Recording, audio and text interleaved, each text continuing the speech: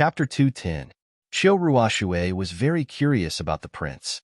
She wanted to go to the third floor to ask Princess Ronghua, but her sister was worried that she would make Princess Ronghua unhappy, so she didn't let her go to the third floor at all. She really didn't understand what was wrong with her sister today. In the past, she could go to the third floor with her sister, and the Empress and the princess liked her very much. Why couldn't she do it this year? Although Qiu Ruoxue had a bad temper and did some tasks recklessly, she was not a smart girl. She couldn't understand the deep meaning of her sister's actions. The reason why Qiu Ruobing didn't let Qiu Ruoxue go to the third floor to inquire about the prince was that she was afraid that Princess Ronghua would be suspicious of her. Lan Zhou was already the future princess, but she hadn't chosen her future husband yet. Now everyone knew that Princess Ronghua was determined to get the prince. If Qiu Ruoxue went up to inquire about it at this time, maybe Princess Ronghua would think that they had some thoughts about the man she liked. People only knew that Princess Ronghua was graceful and elegant, but no one knew that she had always been narrow-minded and very suspicious. It took Qiu Ruobing a lot of effort to become friends with Princess Ronghua. She naturally knew when she could get close and when she needed to stay away to avoid suspicion. It was a pity that Qiu Ruobing didn't dare to tell Qiu Ruoxue these things. Qiu Ruoxue had never been scheming, so Qiu Ruobing didn't dare to tell her these things. Well, Xiao Wu, do you want to go together? Feng Ting nodded, then turned to ask Feng Wu, who knew that Feng Wu turned her head and ignored her. Feng Ting smiled awkwardly. Humph, you don't know how to appreciate kindness. Ting, let's go. Don't pay attention to that guy. Qiu Ruoxue made a face at Feng Wu, then pulled Feng Ting and ran into the crowd. Feng Juntian saw this scene and could only smile helplessly. Although Xiao Wu had become obedient, she was still as stubborn as before. As long as she thought it was right, no one could make her bow her head. Feng Wu was very unhappy, because everyone here wanted her to apologize to the bad guy, even her favorite brother. Feng Wu felt wronged. Her master had told her that if someone said bad things about her, she should hit them back if she didn't want to listen. She was very obedient to her master. That bad person said bad things about her and the baby. She hit them back, but her brother said that she was wrong and wanted her to apologize. She didn't want to apologize. They were all bad people. Feng Wu missed her master, and she missed him more and more. Feng Wu, who was feeling aggrieved, didn't notice that the crowd was rushing towards them. It seemed that the prince was walking towards them, and the crowd was following him. Feng Wu inadvertently raised her head to look at the prince surrounded by the crowd.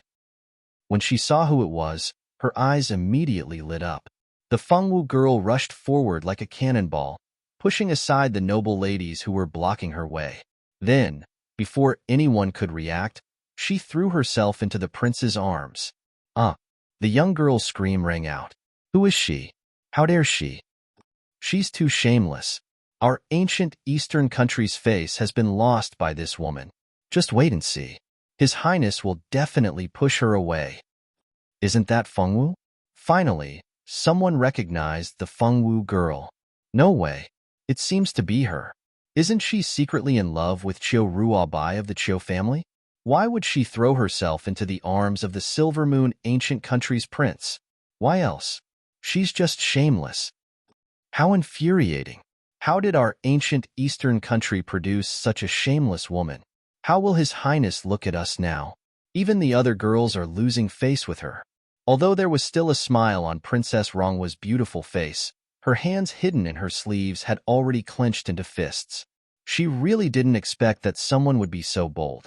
These noble ladies had already guessed that the ancient Eastern country and the Silver Moon ancient country had a marriage alliance. Now, there was a bold, lowly servant who dared to seduce the prince in front of her. She really didn't know life from death. After the prince left, she would definitely make that woman pay the price. Princess Ronghua viciously thought in her heart. At the same time, she was still waiting for the prince to push this shameless woman away. The prince of the Silver Moon ancient kingdom also pushed away the woman in his arms, just as everyone expected. At this time, although Feng Wu was no longer in his arms, her hands were still stubbornly wrapped around his waist. Her eyes were still a little red and she looked very wronged. It's over. Feng Juntian secretly cursed. He regretted that he didn't keep an eye on Feng Wu. This time, He caused big trouble. It was all because of her that Fengwu did this kind of thing. Qiu Ruabai secretly frowned. What was Fengwu doing? Didn't she know that this would cause trouble for the Feng family? Qiu Ruabing stood behind Princess Ronghua and looked at this scene coldly. What was going on? It was reasonable to say that that kind of medicine shouldn't take effect so soon. Although she wanted to avenge her sister, she would never choose this time. It was reasonable to say that the medicine would take effect at least half an hour later. Qiu Ruabing was puzzled. Yilin walked away alone after leaving the bamboo house. She didn't want to be suspected. She didn't expect Qiu Ruashui to be so cruel. What kind of medicine did she use? Would the Feng family be implicated? Although Yilin was ambitious, she didn't want to harm the Feng family. No matter how stupid she was, she knew that the Feng family was her strongest backing. As long as the Feng family existed, no matter who she married in the future, she would not be treated coldly by her husband's family. If she had known that Fengwu would cause such a big trouble today, she wouldn't have agreed to help set up Fengwu in order to please Qiu Ruashui. Now, not only was Fengwu unlucky, but even the Feng family would be blamed for not teaching their daughter well. Although there would be no real punishment, the reputation of the girls in the Feng family would be ruined. Not teaching their daughter well? Fengwu was not the only girl in the Feng family. She, the cousin of the Feng family, would also be unlucky. Yiting was so regretful that her intestines almost turned green. Feng Ting was also regretful. She really didn't expect that Qiu Ruashui would arrange such a vicious plan to target Fengwu. If she had known it would be like this, she would definitely stop it. How could she not understand what Yilin could understand? She hated it so much. You drugged Fengwu. Why didn't you choose another time? Why did you choose to do it when the Prince of the Silver Moon Ancient Kingdom came to visit? This not only harmed Fengwu, but also Feng Ting. It was almost impossible for her to find a good husband in the future. This was ruining her life. She even hated Qiu Ruashui now. If Qiu Ruashui treated her as a friend and considered her a little, she would never choose such a vicious way to ruin Fengwu's reputation at this time. Chapter 211. Thinking that her reputation was ruined by Fengwu and that it was impossible for her to be with her sweetheart, her eyes turned red with hatred. Even though Feng Ting was smart, she almost fell to the ground in the face of such a blow. Feng Ting didn't know that Qiu Ruashui was even more surprised than her. Qiu Ruashui was also puzzled.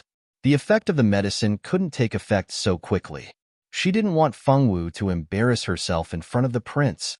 This time, not only Fengwu, but also everyone in the Feng family would be unlucky. Qiu Ruashui's face was as pale as a ghost. If her family knew that all of this was planned by her and her sister, she couldn't imagine what would happen to her. If this matter was found out by the royal family, then their family would be disgraced by the royal family together with the Feng family. What was the most important thing for a family? Wasn't it face? Once she made the Qiu family lose face in front of the other major families, then Grandpa would never let her go. Just thinking about her own fate made Qiu Ruashui tremble with fear. At this time, Qiu Ruashui didn't know that before the Qiu family could do anything to her, the person next to her already wanted to strangle her to death. While everyone was having their own thoughts, the Prince of the Silver Moon Ancient Kingdom did something that shocked everyone. When he saw Fengwu's face, he was surprised at first. Then, he gently reached out his hand and rubbed Fengwu's dark little head. "Xiao Wu, what's wrong with you?" "Ming Shi." Fengwu softly called this name and threw herself into the other party's arms. She buried her head in the other party's chest and didn't say anything. Yes, this visiting prince of the Silver Moon Ancient Kingdom was Ming Shi.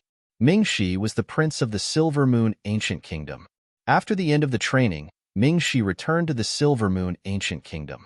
At this time, his father received a call for help from the Ancient Kingdom of the East. Ming Shi came to the royal family of the Ancient Kingdom of the East as a guest. He never thought that he would meet Fengwu in the ancient Oriental country, let alone in such an environment. It was just that Fengwu didn't look good right now. Her eyes were red as if she had been wronged. Ming Shi still had a certain understanding of the Fengwu girl. Don't be fooled by how she looked all day long. In fact, she was very sensitive and could get hurt easily at certain times. Good girl, don't be sad. You can tell me if you've been wronged. I'll help you. Okay? Ming Shi hugged the little thing in his arms and comforted her softly. Your Highness, Princess, I have some matters to discuss with my friend. Please forgive Ming Shi for leaving first. Ming Shi didn't push Feng Wu away. Instead, he turned his head and said to the Empress and several princesses of the ancient eastern country, no one could have imagined that things would develop like this. Prince Ming Shi meant that he knew the trash Feng Wu? What a joke. Why her? What qualifications does this trash have to know the future heir of the Silver Moon ancient kingdom? Many of the small and medium-sized families didn't know about Feng Wu's unmarried child. This matter was spread among the children of the large families, but no one revealed it to the small and medium-sized families.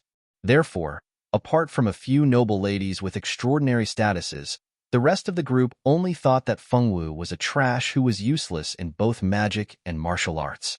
They didn't know anything else. Those who knew were so shocked that their jaws almost fell. This was impossible. They must have opened their eyes the wrong way. Feng Wu knew the prince of the Silver Moon ancient kingdom. This was even more shocking than hearing that she was suddenly accepted by the Feng clan again. Prince Ming Shi, since you have something to discuss, then go. But don't go too far. Your safety is very important. Nothing can happen to you. After all, the Empress was the Empress. Although she was also crazily shouting that it was impossible in her heart, she still looked dignified and noble. She didn't show any displeasure at Ming Shi's sudden departure. Ming Shi nodded, took Feng Wu's hand and left. But with the Empress's reminder, they shouldn't go too far. Princess Ronghua looked at the scene of the two, leaving hand in hand. Her heart was filled with jealousy. Why? Why did a woman with a bad reputation dare to come and steal her husband? She couldn't compare with that woman. She was so cold to her, but so gentle to Feng Wu. Lan Zhou and Qiu Ruobing stood on the left and right of Princess Ronghua. They exchanged a look and didn't speak. The Empress patted Princess Ronghua's hand and organized the noble ladies as if nothing had happened. They were going to write down their wishes as in previous years, and then put their wishes in the river lantern. Princess Ronghua soon came to her senses after the Empress's reminder. She was a noble royal princess. She couldn't be laughed at. Thinking of this, she cheered up again. She acted like a noble lady and smiled elegantly and charmingly. She didn't mention that Prince Ming Shi just left her in Feng Wu. The remaining 4 princesses, except for the first princess, were not born of the same mother as Princess Ronghua.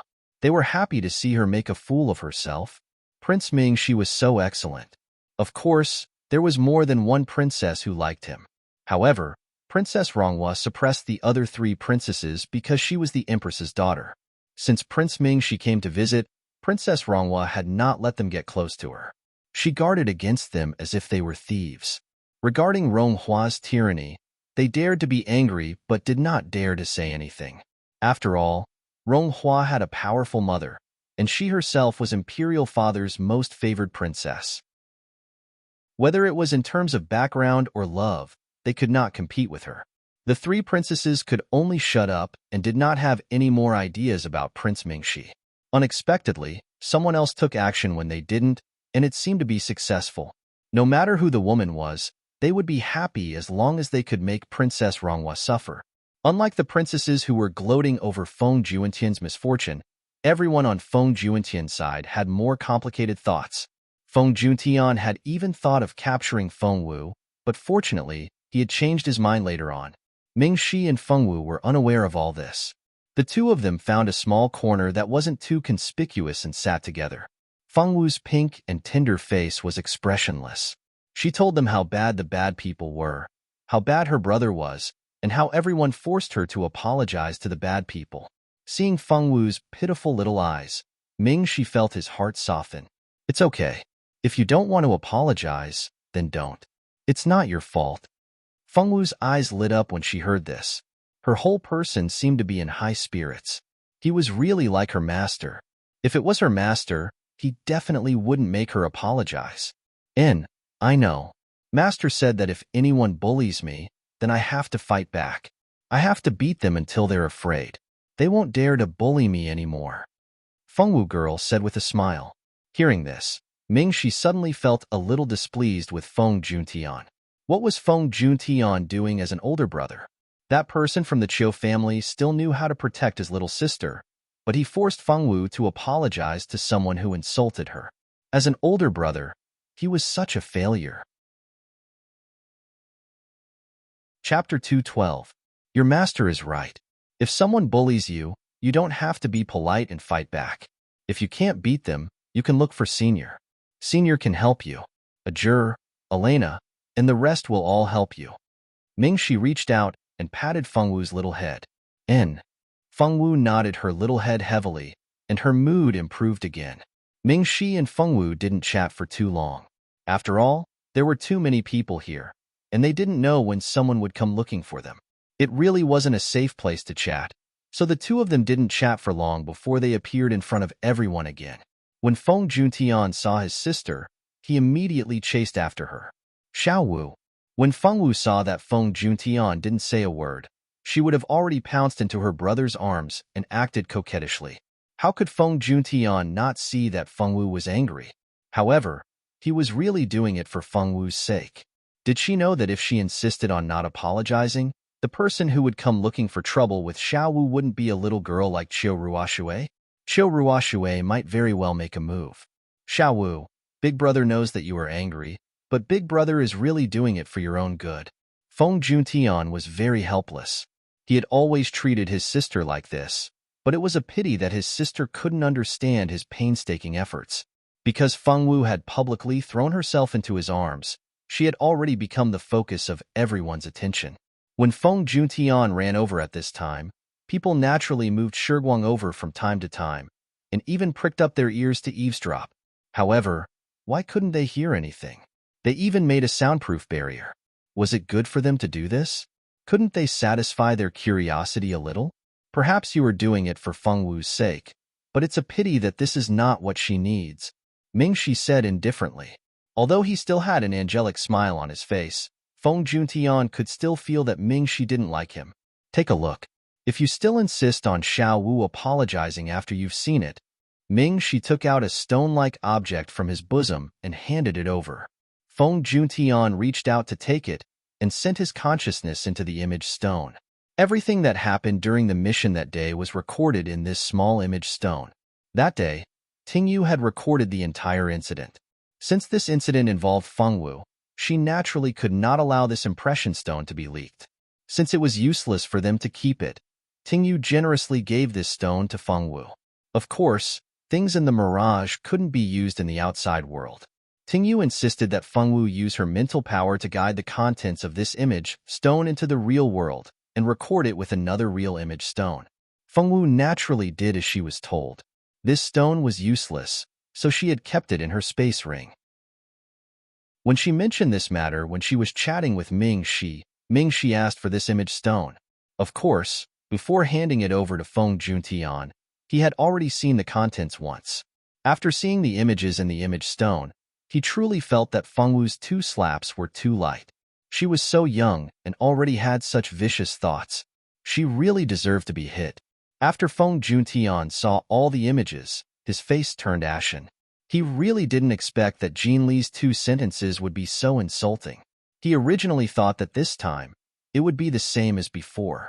When Feng Wu heard Qiu Ruoxue call her trash, and perhaps said something about Qiu Ruobai, it would cause Feng Wu to lose control and hit her. He really didn't expect that the words he imagined in his mind weren't even a tenth of what was recorded in the image stone. If he had seen this earlier, he definitely wouldn't have let Feng Wu and Qiu Ruoxue apologize. It would be more appropriate to let them apologize to his Feng Wu. He didn't want Qiu Ruobai to make a move on Feng Wu, but that didn't mean that he was afraid of Qiu Ruobai. Now that he knew the truth, even if Qiu Ruobai really wanted to make a move, he definitely wouldn't let her succeed. To tell the truth, the two of them had been brothers for many years, and their relationship had always been very good. If it wasn't to seek justice for his sister, he wouldn't be willing to go against Feng Wu. Unfortunately, things had already reached this point. Regardless of whether this would affect their brotherly relationship or not, he wouldn't let Feng Wu and Qiu Ruoxue apologize again. Xiao Wu, Big Brother was wrong. Big Brother won't let you apologize to Qiu Ruoxue again. Just like Xiao Wu said, Xiao Wu didn't do anything wrong. Feng Juntian gently patted Feng Wu's head. Big Brother is the best. Fengwu girl was happy and threw herself into her big brother's arms as usual. To her, as long as her big brother didn't force her to apologize, he was still her good big brother. Qiu Ruobai and Qiu Ruoshui, as well as Ning Fei and Lu Zong, all had a lot of questions to ask Feng Juntian. Unfortunately, Feng Juntian had been accompanying Fengwu ever since Fengwu and Ming Shi came back together. He didn't come over to their side at all, so no matter how many questions they had, they couldn't get any answers. That night, Fengwu was very happy. With her big brother and Ming Shi accompanying her, she released the river lantern and even made a wish on a small piece of paper, allowing the wish to flow down the river. After Ming Shi came back, he spoke a few words with the Empress and the princesses before staying with Fengwu. Seeing that Fengwu was in such a good mood, his perfect and exquisite face couldn't help but reveal a knowing smile. If he knew that the Fengwu girl's wish hidden in the river lantern was to marry him, he didn't know if he would still be able to smile. After the Daughter's Day, Fengwu's life returned to normal. A few days later, another big thing happened. That was, the Qiu family's madam brought her daughter to seek justice. The Qiu family only found out that their daughter had been beaten after the Daughter's Day. How could Madame Qiu, who had always doted on her daughter, tolerate her being beaten? Moreover, the one who beat her was not simple, my Fengwu. It would be strange if she could tolerate it. On the third day after the Daughter's Day, Madame Qiu brought her son and daughter to seek justice. Qiu Ruobai originally didn't want his mother to know about this matter. He knew that his mother was a very protective person. How could she tolerate her own child being beaten? He originally wanted to find another opportunity to go to the Feng family and have Fengwu apologize. However, Ruo Bing accidentally revealed this matter to his mother. This time, the matter really became big. Even Qiu Ruobai couldn't do anything to his mother. Along with the Qiu family were Lu Zong, Ning Fei, and Jin Li. These were all witnesses. She didn't want others to say that she made up something out of nothing and deliberately wronged the Feng family's trash daughter. Lady Qiu and Lady Feng had never gotten along very well. Lady Qiu was very protective of her own people and had a very fiery temper. She didn't like Lady Lan, who was as gentle as water and would cry at the slightest provocation.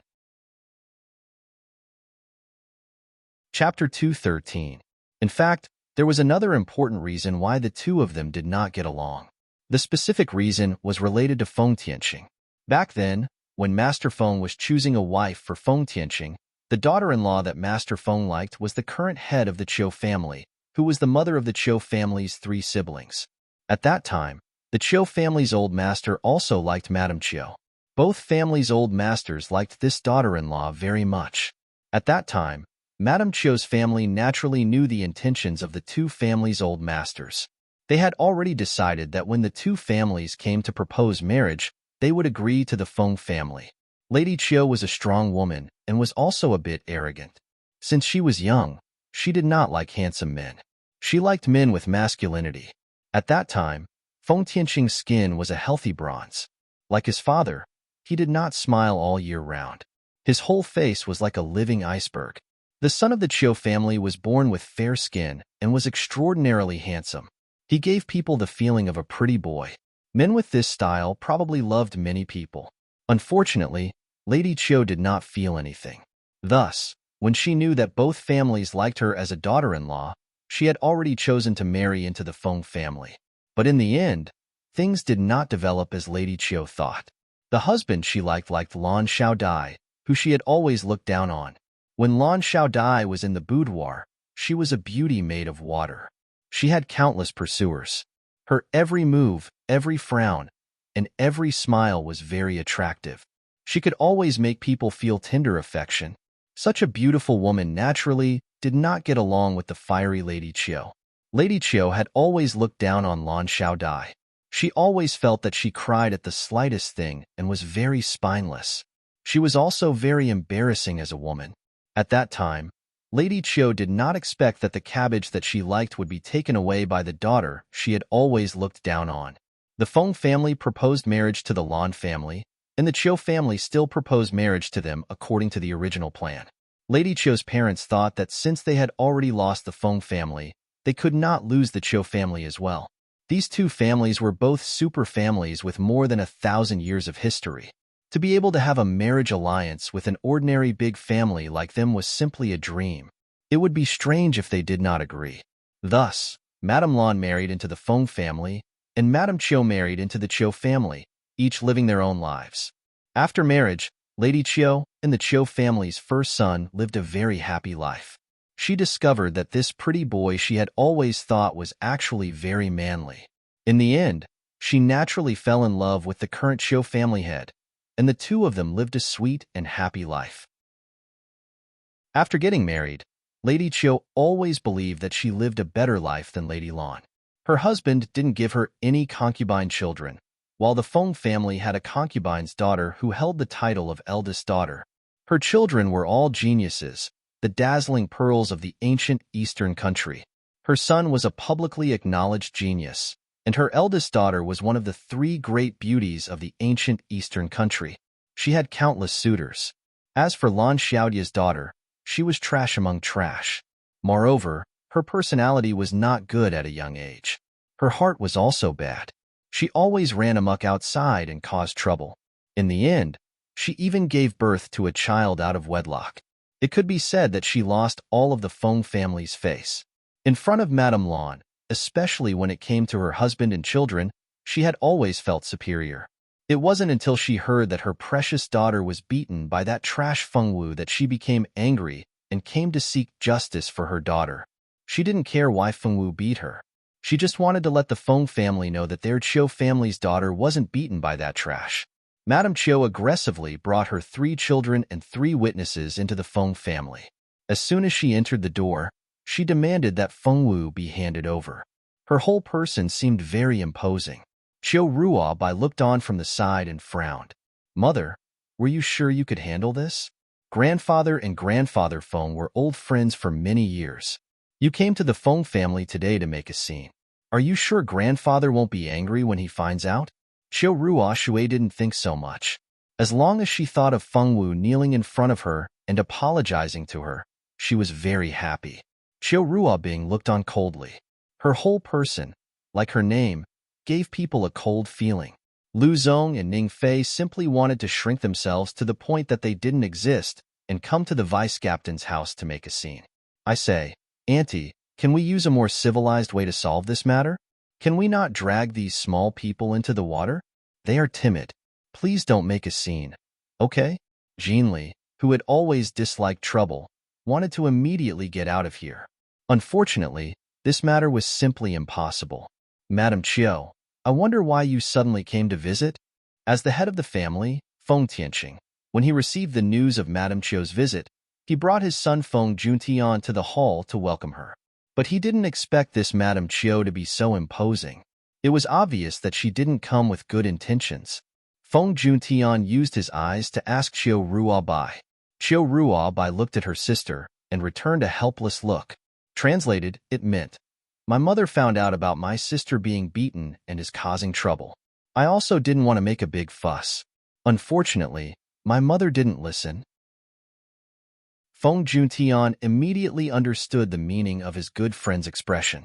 He knew that today's matter didn't seem to be caused by Chiu Ruobai. Chiu Ruobai had never liked to rely on her family and would solve everything by herself. Today's matter was clearly not caused by Chiu Ruobai. Important matter. Of course it's important. Your daughter Fengwu slapped my daughter Ruoshui twice. How do you think this matter should be settled?" Madame Chiu said aggressively. Looking at her expression, it was clear that she didn't want to be kind. Fengwu slapped Chiu Ruoshui? Was he hallucinating? Feng Tianqing's first thought was that this couldn't be true. As her father, he knew how weak Fengwu's strength was. With Fengwu's strength, if she wanted to slap Chiu Ruoshui, let alone actually slapping her, she wouldn't even be able to get close to her. "You didn't stay at home early in the morning. Are you sure you didn't bring so many people to my house to make me happy?" If she really had that kind of strength, as her father, he should be gratified that his child had finally grown up. "Are you sure it was Fengwu who slapped her and not someone pretending to be Fengwu to cause trouble for your daughter?" Feng Tianqing muttered to himself for a moment before speaking. These words meant that he didn't believe it. To be honest, when Madame Chiu first heard this news, she also felt like she was listening to a heavenly book. What kind of strength did Chiu Ruoshui have, And what kind of strength did Fengwu have? The two of them were on completely different levels. Saying that Fengwu slapped Qiu Ruoshui, it was more believable that Qiu Ruoshui slapped Fengwu. If Qiu Ruobing hadn't repeatedly guaranteed the authenticity of the matter and found Jinli and the other two as witnesses, Madame Qiu wouldn't have come to the Feng family to make trouble. Chapter 2:14. As her father, you still don't know, right? I don't know where your daughter went to learn these evil skills. She's getting more and more powerful now. She even dares to hit my daughter. I know you won't believe me. If you want to prove what I said, it's very simple. You can ask your eldest daughter to come out and confront her. Your daughter wouldn't lie to you, right? Madame Qiu snorted coldly. She even asked Feng Ting to come out and confront her. This time, Feng Tianqing believed her a little. However, was Fengwu really that powerful? She could actually beat Qiu Ruoshui. Although Qiu Ruoshui's strength was no different from a child's play in his eyes, his Fengwu wasn't even at the level of playing house before. Feng Tianqing was shocked and doubtful, but he still asked the servants to call Feng Ting over. Feng Ting was a little confused when she heard that her father was looking for her. When she walked into the hall, she saw that Madame Qiu's family had arrived. However, the atmosphere didn't seem too good. Could it be that Ruoshui told Madame Qiu that Fengwu hit her? However, with Qiu Ruoshui's personality, wanting her to personally tell others that she had been slapped twice by a trash was undoubtedly an impossible matter. Feng Ting guessed correctly. Qiu Ruoshui indeed didn't think of telling Madame Qiu. Telling Madame Qiu was all Qiu Ruobing's idea. After Qiu Ruoshui found out, she felt a little embarrassed. However, when she saw her furious mother, she felt that it wasn't bad to use this opportunity to make Fengwu suffer a little. Father, I'm here. Although Feng Ting already had some guesses in her heart, she didn't show it on her face. She calmly bowed to Feng Tianqing. He responded faintly. Then, he used his eyes to signal Madame Qiu's direction. Your Aunt Qiu said that Xiao Wu hit Ruoshui. Is this true? It's true. It happened a few days ago in the virtual realm. Feng Ting had already thought about it. She would tell the truth when she should. She couldn't say anything else. She was the daughter of the Feng family. It was fine if she secretly said something about Fengwu in front of Qiu Ruoshui, but she couldn't side with the Qiu family on the surface. Tell me what happened then. Feng Tianqing said. The situation at that time was like this. In the next 10 minutes, Feng Ting roughly explained what had happened in the virtual realm. Of course, she didn't mention the nasty words that Qiu Ruoshui had scolded her. She only mentioned the main point. Because she had met Fengwu, the two of them had a quarrel. Later, Qiu Ruoshui had been slapped twice by Fengwu. She didn't mention how harsh Qiu Ruoshui's scolding was back then. She just glossed over this part. Unfortunately, Feng Ting did not notice that the brother she had always wanted to please was looking at her with a thoughtful gaze. What do you think? I didn't say anything wrong, did I? It was your Fengwu who started this. I won't make things difficult for you. Go and ask Fengwu to come out. Kneel down and apologize to my daughter. Then, this matter will be over. Kneel down and apologize. Hearing this request, everyone's expression changed. Qiu Ruoshui was gloating.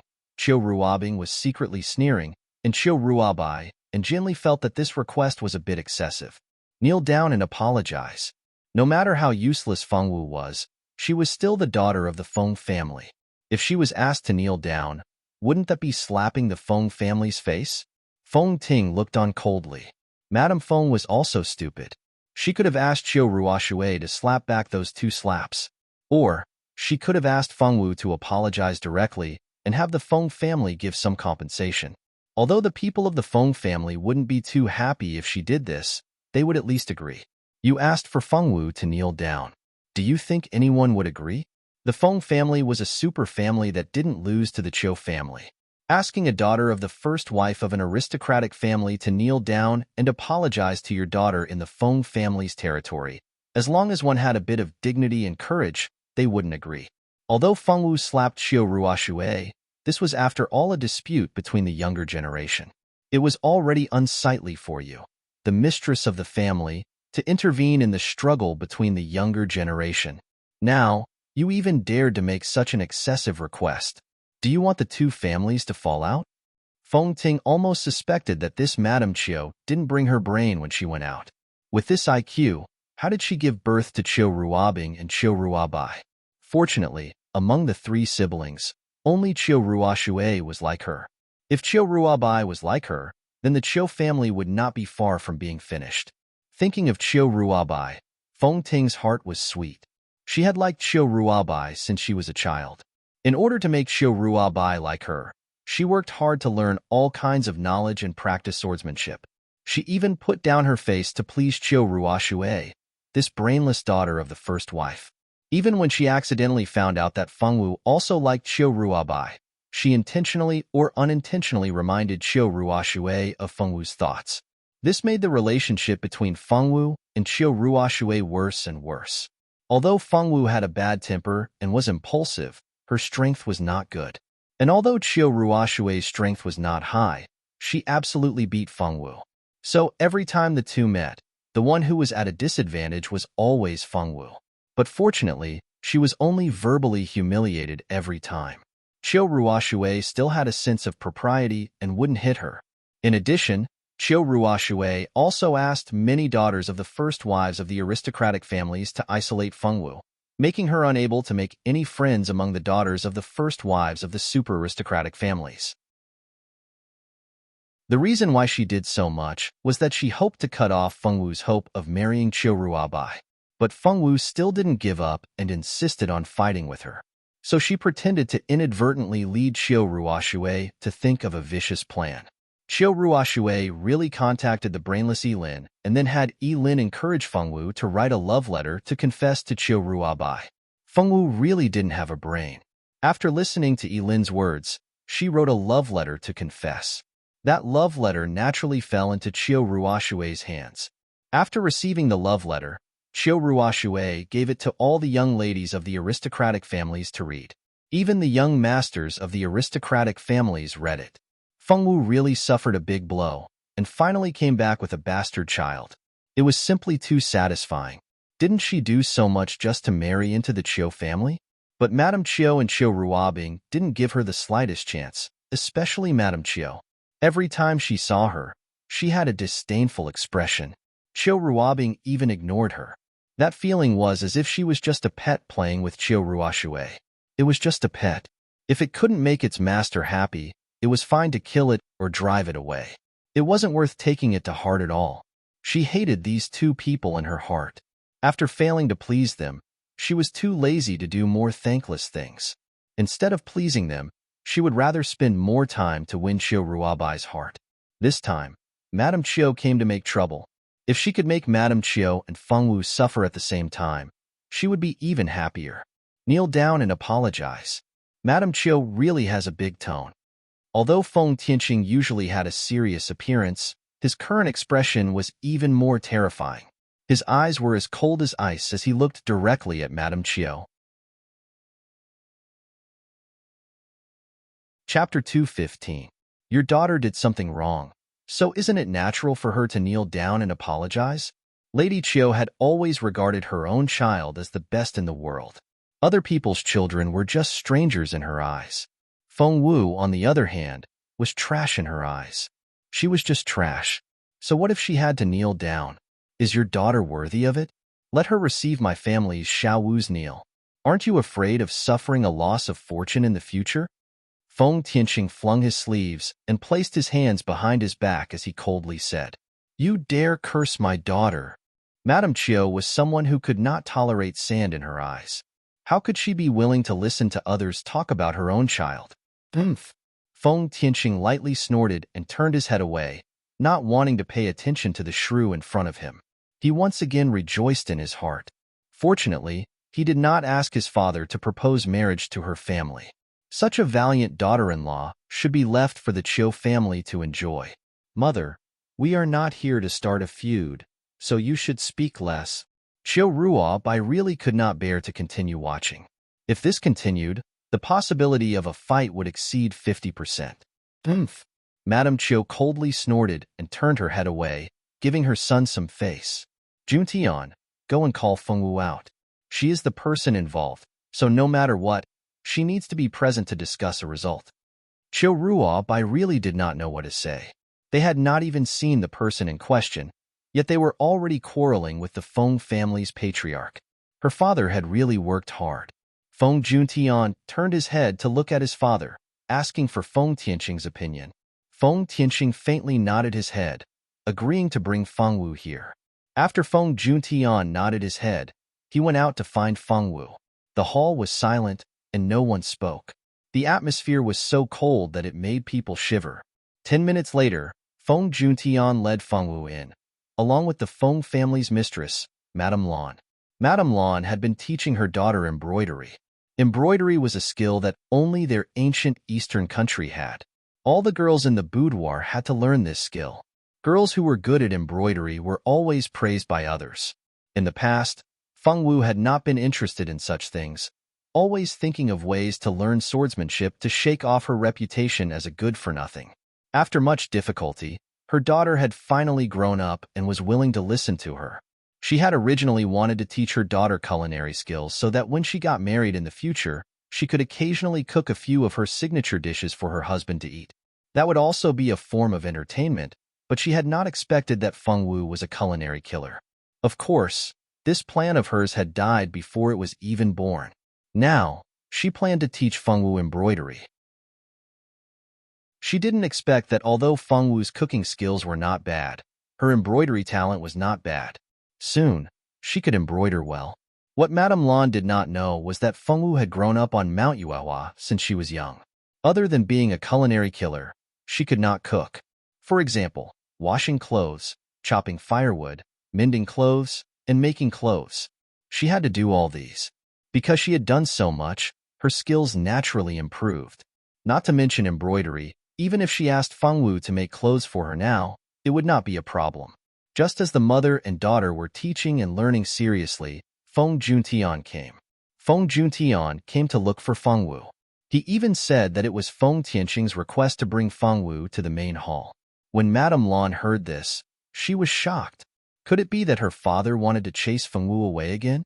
After experiencing her daughter being chased away by her father-in-law once, Madame Lan, who was not particularly brave to begin with, was already scared out of her wits.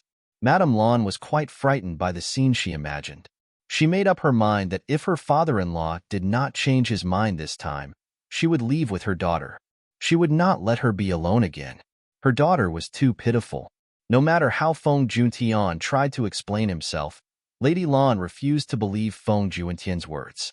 She firmly believed that Feng Wuliu was trying to drive Feng Wu away again, and that Feng Tianqing might not be able to help either. At this time, no matter what, as a mother, she had to go with Feng Wu. She definitely could not let her father-in-law drive her daughter away. Feng Juntian. He already did not know what to say. This was the bad thing about having a mother with a strong imagination. She could always make you speechless. Even if you said something, she could ignore it. Why are you here? Feng Tianqing saw that his wife had also come and was stunned for a moment. Then, he swept a questioning gaze towards his son. Feng Juntian, don't ask me. I don't know anything. Unable to get a reply from his son, he could only wait for his wife to explain. What happened? When did Madame Qiu come? Why didn't you ask me to come over? Madame Lan glanced at her husband resentfully. Seeing that Madame Qiu was also here, she finally believed her son's words. As expected, it was not her father-in-law who wanted to chase Xiao Wu away. As long as her father-in-law did not want to chase her away, everything else was fine. Qiu smiled bitterly in his heart. Letting the two of them meet would only make things worse. Who did not know that Madame Qiu had always disliked his wife? Every time the two of them met, the smell of gunpowder would be thick. Although it was always Madame Qiu who gave off the smell of gunpowder, it was still unbearable. Madame Qiu also just arrived. I also forgot for a moment. He lied without changing his expression. Madame Lan nodded. I see. Why don't you invite Madame Qiu to sit? Servants, quickly make some good tea. Everyone, quickly sit. We're all on the same side. Don't stand on ceremony. Madame Lan smiled gently, a stark contrast to Madame Qiu's fiery temper. Who's on the same side as you? Your daughter hid our ruashui. Make her kneel and apologize immediately. Otherwise, don't blame me for not giving you and your wife any face. When Madame Chiu saw Madame Lan, her anger rose by 100%. Madame Lan's eyes widened in shock. She covered her small mouth and exclaimed, "Xiao Wu, you really hit Ruoxue." Feng Wu's stoic face was still expressionless. She only nodded slightly. Heavens, Xiao Wu, you're already so amazing now. Our Xiao Wu has finally succeeded. No one can say that you're a good-for-nothing anymore. Mama is so happy for our Xiao Wu. As she spoke, she pulled out a hand scroll and began her daily routine of wiping away her tears. Did you not grasp the main point? Everyone was silent. And what did you mean by that sentence? She was not a good-for-nothing just because she hit Chiu Ruoxue? But it was true. Although Chiu Ruoxue was not the strongest among girls, she was not weak either. Feng Wu being able to hit Chiu Ruoxue at least proved that her strength was not weak.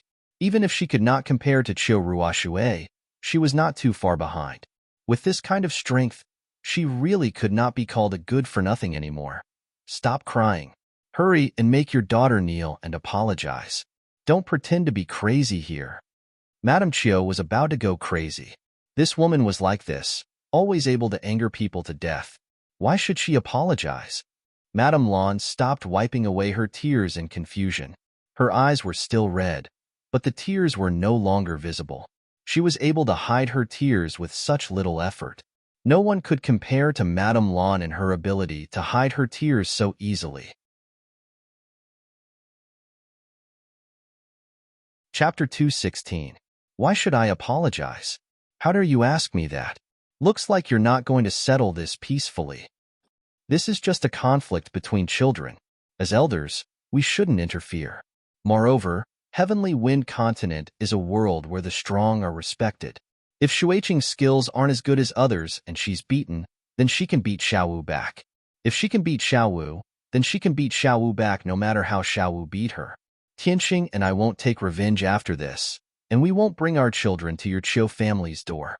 No one thought that Madame Lan, who had always been gentle, would say such words. Her words were very rude, but they were very reasonable. Thinking about it carefully, it was true. Although Feng Tianxing was ashamed of Madame Chiu's action of standing up for the child, he couldn't say anything because of the relationship between the two families. Of course, if Madame Chiu went too far, Feng Tianxing wouldn't let her off. Now that Madame Lan had made things clear, Feng Tianxing was relieved. As a man, he really couldn't argue with a woman. You. Madame Chiu was so angry that she pointed at Madame Lan. Her face was pale, and she couldn't even speak clearly. What did she mean by if she could beat Feng Wu, then she could beat her back? What did she mean by she and Feng Tianxing wouldn't bring their children to her house? Was this sarcasm? Or was it sarcasm?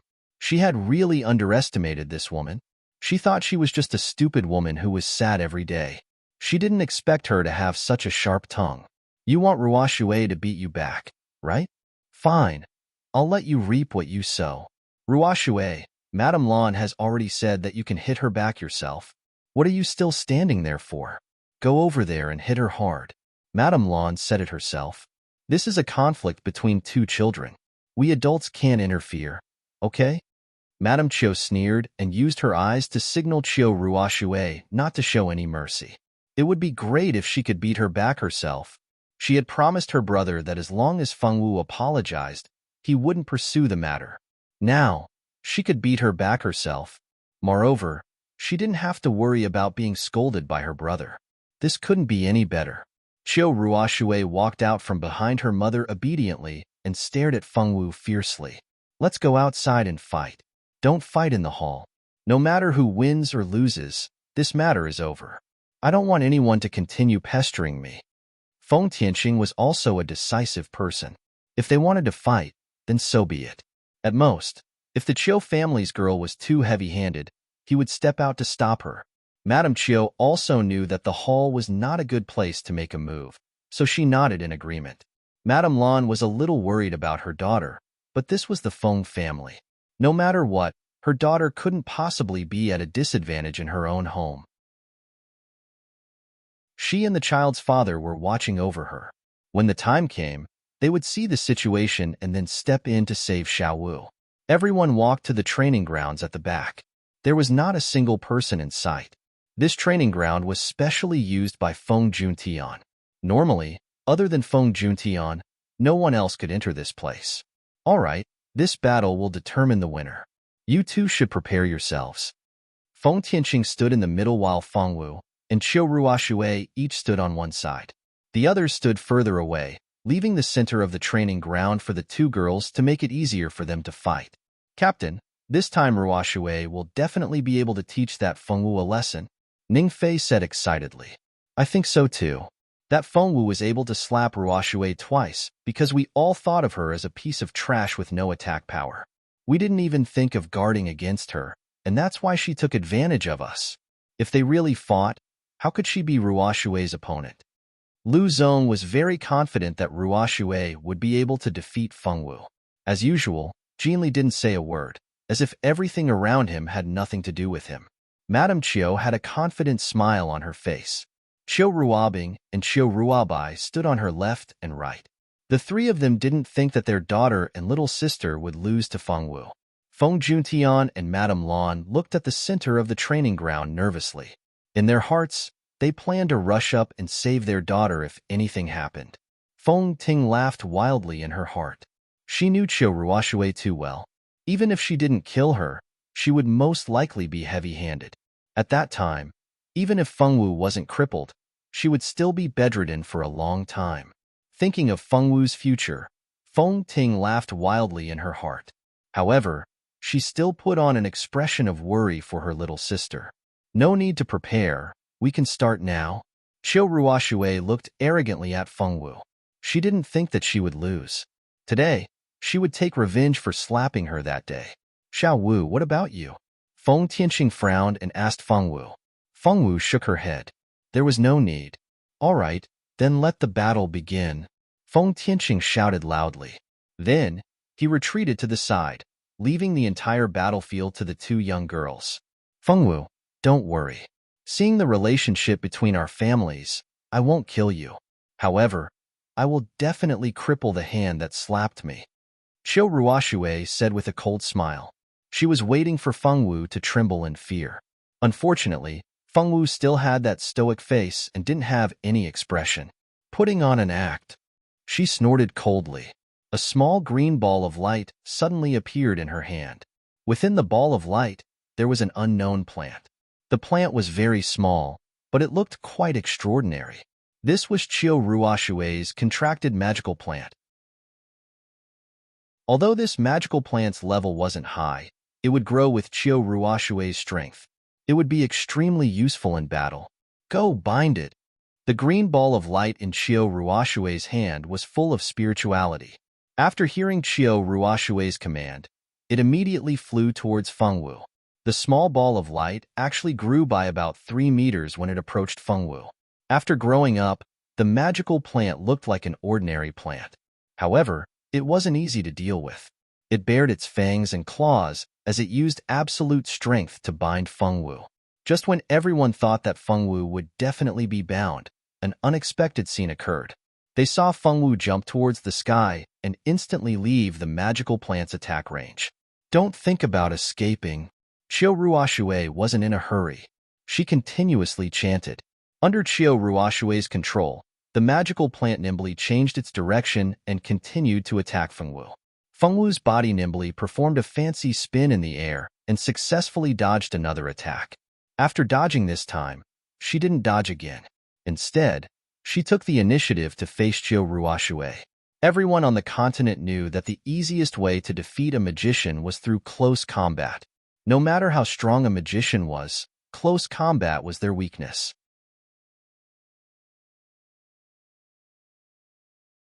Chapter 217. When Qiu Ruoshui saw Feng Wu attacking, she didn't panic. Instead, she sneered. Although I don't know what happened to you that made you have such a strong strength, you still can't defeat me with your current strength. I'm not an ordinary magician. You want to use close combat to win? Then come. I want to see how you defeat me. A sword actually appeared in Qiu Ruoshui's hand. Yes, it was a sword. She was actually a dual cultivator. It wasn't that there weren't any dual cultivators on the continent, but there weren't many of them, because learning magic required a lot of time to complete. If one also learned Do Qi, then the time to practice was definitely not enough. If one practiced both at the same time, the result would be that one knew both, but was not proficient in either. However, there were a small number of people who were geniuses among geniuses. Whether it was magic or Do Qi, they could practice both at the same time. Some could even become a sword god and a mage god at the same time. Among them, the most famous person was Longzi Gamer. Back then, he had achieved these two achievements at the same time and ascended to the god realm in pursuit of greater power. Because of Longzi Gamer's appearance, the dual cultivation of magic and Do Qi became popular. Thus, many magicians started the path of dual cultivation. In the end, the number of people who succeeded was less than 10. Qiu Ruoxue was actually a dual cultivator. The most surprised person was Feng Ting. She really didn't know that Qiu Ruoxue actually had such a trump card. It seemed that although she said that she was a good sister, in fact, she still had a card up her sleeve.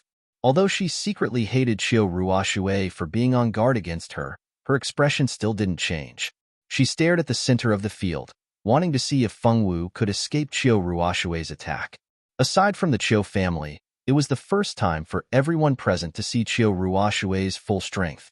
Although Qiu Ruoxue wasn't the most talented magician in the Qiu family, nor was she the most talented swordsman, it was rare for her to have two talents at the same time. She could practice both at the same time, and it wouldn't affect her practice speed. I didn't expect Ruoxue to be a dual cultivator. This time, Feng Wu is dead, Ning Fei said excitedly. However, that Feng Wu is really a lot stronger. Compared to the previous trash, it's really a world of difference. It's a pity that she will never be Ruoxue's opponent. That's true. The two of them were talking excitedly, as if they could already see Feng Wu's bruised nose and swollen eyes after she failed. Feng Wu ignored Qiu Ruoxue. Feng Wu attacked Qiu Ruoxue, and Qiu Ruoxue's raised her sword. The two swords collided, and their swords collided, and the two swords collided. Qiu Ruoxue's swordsmanship wasn't bad, but she wasn't an expert. She could still use it to protect herself. With Qiu Ruoxue's swordsmanship, if she were to exchange blows with an ordinary swordmaster, her victory would be certain. However, the person she encountered was Feng Wu. No matter if it was in the previous life or this life, Feng Wu was a genius in the way of the sword. Her talent was much higher than Qiu Ruoxue's, and her strength was also much higher. After Qiu Ruoxue blocked the sword, she raised her sword and continued to attack. Her moves were like moving clouds and flowing water as she attacked Feng Wu. Every one of her attacks was aimed at Feng Wu's right hand. If she was hit by that sword, she would become a one-armed person. Feng Wu easily stepped on the wind willow leaf steps and scattered without much effort. Qiu Ruoxue's expression changed. She thought that Feng Wu had just started practicing. Last time, she was only able to hit her because she didn't put Feng Wu in her eyes and was careless. But now, it seemed that Feng Wu's strength had greatly exceeded her expectations. She felt that she couldn't handle it. Qiu Ruoxue panicked and quickly retreated a few steps to distance herself from Feng Wu. As long as she retreated to a certain distance, she could use magic attacks to win. Would Feng Wu let her succeed? Of course not. Feng Wu used a sword technique and layers of sword shadows came at her. By the time Qiu Ruoxue instinctively pulled back her sword to block, it was already too late. With a crash, her sleeve was cut by Feng Wu's sword, and a long bloody mark was left on her arm. Qiu Ruoxue screamed. Her uninjured hand covered her wound and retreated a few steps. Because her arm was injured, blood flowed through her clothes and onto the ground, forming a pool of blood on her face. Ruoxue. The Qiu family members cried out in worry. After Lu Zong, Ning Fei, and the others recovered from their shock, they immediately became concerned about Qiu Ruoxue's injury. On the Feng family's side, other than Feng Wu, everyone heaved a sigh of relief. They were all prepared to save the situation. They didn't expect Feng Wu to be so capable and actually win against Qiu Ruoxue. They had really underestimated this girl in the past. How could she have been accepted into the Notre Dame du Starlight? As expected, those who could enter the Notre Dame du Starlight were all geniuses, Feng Tianqing thought proudly. Madame Lan, Let's see who can still say that our Xiaowu is trash. Feng Juntian. Xiaowu is too amazing. Looks like our Xiaowu has won this competition. Feng Tianqing's ice-cold face was still expressionless, but from his voice, one could tell that he was in a very good mood. It's not over yet. I can still fight. Qiu Ruoxue wouldn't accept such a defeat. She wouldn't lose, especially to such a trash. The wound on your arm is a bit deep. You should quickly stop the bleeding and bandage it. Feng Tianqing frowned slightly as he looked at Qiu Ruoxue. I'm fine. The competition can continue. Qiu Ruoxue said stubbornly. Ruoxue, don't force yourself. Qiu Ruobai looked at her bleeding hand and said worriedly. It's fine. I want to continue. It doesn't matter who I lose to. I just can't accept losing to her. As she said this, she pointed her sword at Fengwu, expressing her determination to never admit defeat. All right, there's no need to persuade your sister. If you don't let her finish this competition, who knows what will happen when she gets home. Madame Qiu shook her head and stopped her son from continuing. Her daughter still had many good things that she had given her. When the time came, she wouldn't suffer any losses if she used those things. Thinking of this, Madame Qiu didn't say anything more about Qiu Ruoxue's insistence on continuing the competition. Qiu Ruobai nodded helplessly and didn't say anything else. The competition continued. Don't think that you can beat me like this. I'll let you know the difference between you and me. After speaking, Qiu Ruoxue suddenly took out a red pill. She found a red pill. She popped it into her mouth and swallowed it. The pill melted in her mouth and flowed down her throat. Then, Qiu Ruoxue's strength rose from a level 8 beginner magician to level 9, then level 10, then level 11 magician and intermediate swordmaster. She didn't stop there. She continued to rise from level 11 until she reached level 25 advanced magician and advanced swordmaster.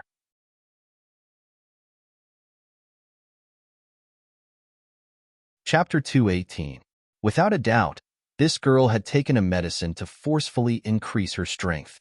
This kind of medicine usually had a time limit and would cause quite a bit of damage to the body. This kind of medicine would only be used in a fight to the death. Who would have thought that Qiu Ruoxue would use this kind of medicine in such a small fight? Seeing Qiu Ruoxue use medicine to forcefully increase her strength, the Qiu family members' expressions changed. They would only use some high-level magic tools for her, but she actually dared to use medicine. Didn't she know that once she used this kind of medicine, she would need at least a year of rest to recover? Qiu Ruobai was filled with regret. If she had known earlier, she would have stopped her from continuing the fight. Now that she had taken the medicine, the following fight would be reversed. No one believed that Fengwu, who had just started cultivating, would have the strength to fight with Qiu Ruoxue, who was a high-level dual cultivator of magic and martial arts. The spectators had already labeled Fengwu as a sure loser. But would it really be like what they thought? They were afraid that they would be disappointed. Fengwu was not afraid of Qiu Ruoxue's change at all. Qiu Ruoxue's strength had indeed increased very quickly. Compared to her previous strength, she was more than one level stronger. I went from a beginner magician and a beginner swordsman to a high-level magician and a high-level swordsman. If Fengwu was really just a beginner swordsman, she would not be able to resist such strength. Would Fengwu's strength be that of a beginner swordsman? Of course not.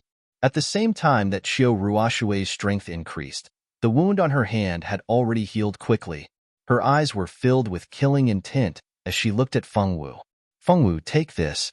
With a loud shout, she used a sword technique that only a high-level swordsman could use. The sword technique was like fine silk and did not leave any gaps. It directly attacked Fengwu's Phoenix Gate. If she was really hit by this sword, she would definitely be disfigured even if she did not die. Qiu Ruoxue is so vicious at such a young age. Tian, you can't marry such a wife in the future. Madame Lan looked at Qiu Ruoxue's attack and said with dissatisfaction, Feng Juntian, was he being shot while lying down? Clang! The two swords collided once again. Fengwu was actually able to block Qiu Ruoxue's attack under such a meticulous sword technique. Water Arrow Spell. At the level of an adept magician, simple spells could be instantly cast. Under the effects of the medicine, Qiu Ruoxue's water arrow technique had already reached the level of a high-level sorcerer. If one were to be hit by this water arrow technique, one's skin would immediately split open. Amidst Madame Lan's exclamation, Fengwu somersaulted like a swallow and dodged nimbly. But after she dodged, Qiu Ruoshui's various water magic attacks continued to surge towards her. Fengwu kept dodging with her lightness skill. If she couldn't dodge, she would block with her sword. After fighting for several minutes, she didn't let Qiu Ruoshui gain the upper hand.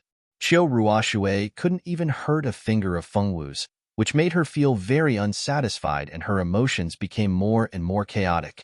Magic didn't cause much damage to Fengwu, so Qiu Ruoshui decisively used her sword techniques to fight Fengwu in close combat.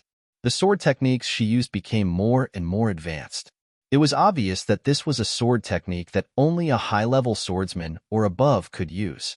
The moment Qiu Ruoshui used this set of sword techniques, one could feel an endless amount of sword aura. This was the sword aura of a high-level swordsman. If the difference in strength was too great, just the sword aura alone would be enough to make the opponent collapse. However, nothing happened to Fengwu. She held her sword and used a set of sword techniques of the same high level to meet Qiu Ruoshui's attack. As a transmigrator, the world that Fengwu lived in before transmigrating was an extremely developed world of sword civilization. Her master was also a top master in the world. Under her master's education, Fengwu learned countless peerless sword techniques. The number of sword techniques in her head was not something that Qiu Ruoshui could imagine. She used the same level of sword techniques to meet the attack and blocked all of Qiu Ruoshui's attacks. Although Qiu Ruoshui already had the strength of a high-level swordsman and magician, she couldn't gain any advantage from Fengwu. The two sides were locked in battle, and the sound of the two swords colliding echoed in the martial arts field. No matter how much Qiu Ruoshui attacked, she couldn't defeat Fengwu. Qiu Ruoshui's eyes darkened. The anger and hatred in her heart had already drowned out her reason. As the two fought, she took out a small black ball from her storage space. The appearance of the small ball gave everyone a hair-raising sense of danger. Lei Zhenzi, why do you have this? Qiu Ruobai cried out in alarm. The indifferent expression that always hung on her face immediately disappeared, and her face became as pale as paper. When Lady Qiu saw Qiu Ruoshui take out this thing, she was also shocked. She only wanted Lady Lan to see her daughter being humiliated. She didn't want Fengwu's life. No matter how useless Fengwu was, she was still the legitimate daughter of the Feng family. If she died in the hands of Qiu Ruoshui, with her father's character, even if he didn't kill Qiu Ruoshui, he would definitely abolish her cultivation and make her a useless person. When the Lei Zhenzi came out, even Qiu Ruobing, who had been watching coldly from the side, was so scared that she broke out in a cold sweat. She secretly scolded her sister for being a fool. Even if she killed Fengwu, she wouldn't have an easy time. Even if she didn't die, she would be crippled. How could she do such a thing that hurt others and hurt herself? She didn't have a chance to deal with Fengwu this time, but there would be a next time. She couldn't even think of this. How could her sister be so stupid? As an elder sister, she had done so many things to help her achieve her wish. Now she wanted to court her own death. Jean Li and the other two's faces also changed. The Lei Zhenzi was not an ordinary thing. One was enough to blow up a house. Using the Lei Zhenzi, she wanted Fengwu to die without a whole body. No matter how much Ningfei and Lu Zong hated Fengwu, they always remembered that she was a member of the Feng family. Even if they disdained her and scolded her viciously, they would not really kill her. They all understood that once Fengwu died in their hands, it would no longer be a quarrel between the younger generation. It would become a war between the two families. Even if they had a few guts, they wouldn't dare to casually make a strong enemy like the Feng family for their own families. Didn't Qiu Ruoshui understand these things? No, she always knew it, so she didn't think about killing Fengwu. At most, she wanted to cut off one of Fengwu's hands to vent her anger. But after she was injured by Fengwu and couldn't hurt Fengwu after taking medicine, her heart changed. She wanted to kill Fengwu. If she didn't kill Fengwu today, she, Qiu Ruoshui, would become a complete joke.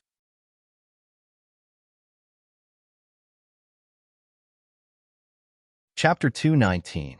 In her heart, there was some jealousy that even she did not notice. She was jealous that Feng Wu could have such strong strength without taking any medicine. It was just that her pride since she was young made her unwilling to admit that she was jealous. Xiu Ruoshui, how dare you? Feng Tianqing was furious. A mere junior of the Qiu family actually dared to use the Thunder Pulse to kill his daughter in the Feng family. She really didn't want to live anymore. Perhaps to others, Qiu Ruoshui's action was already fast enough. Once the Thunder Pulse got close to Feng Wu, it would immediately explode. At that time, Feng Wu would be blown into pieces. Unfortunately, there was still one person standing in this martial arts field. It was the Feng family's family head, Feng Tianqing. It was easy for him to become the person with the highest power and a super force. With Feng Tianqing's shout, a figure flashed. Feng Tianqing, who was still some distance away from Feng Wu, had already appeared in front of Feng Wu. Feng Tianqing grabbed Feng Wu's small hand with one hand. Just like that, Feng Wu was held in Feng Tianqing's arms. Bang! With a loud bang, the thunder pulse directly exploded in front of Feng Tianqing. Thick smoke filled the entire martial arts field with this explosion. A wave of shaking alarmed everyone in the Feng family. What's going on? Could it be that someone dares to attack our Feng family? What happened? Could it be that a sage-level master came to challenge our Feng family? God, is it an earthquake? The servants and guards of the Feng family ran out of the house one by one and pointed at the black smoke emitting from the square and shouted, "Shut up, all of you. Do what you are supposed to do." Housekeeper Luo shouted loudly. Those servants and guards all dispersed.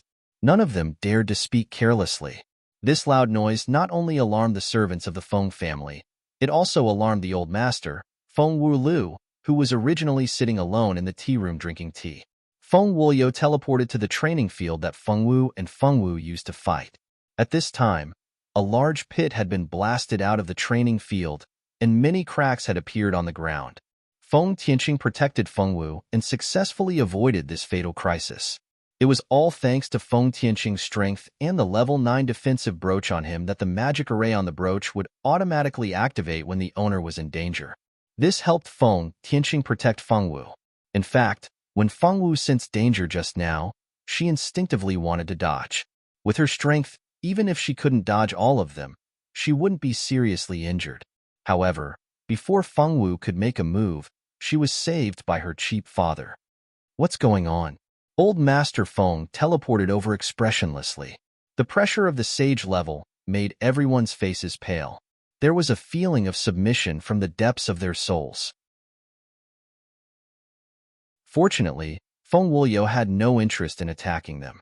This sage-level pressure only appeared for a moment before it was withdrawn. "Father, you have to make a decision for Xiao Wu. This girl is young, but her mind is poisonous.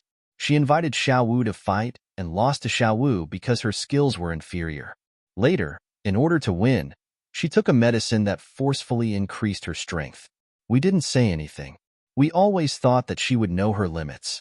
Who knew that this girl didn't just want to win against Xiao Wu? She actually wanted to kill Xiao Wu.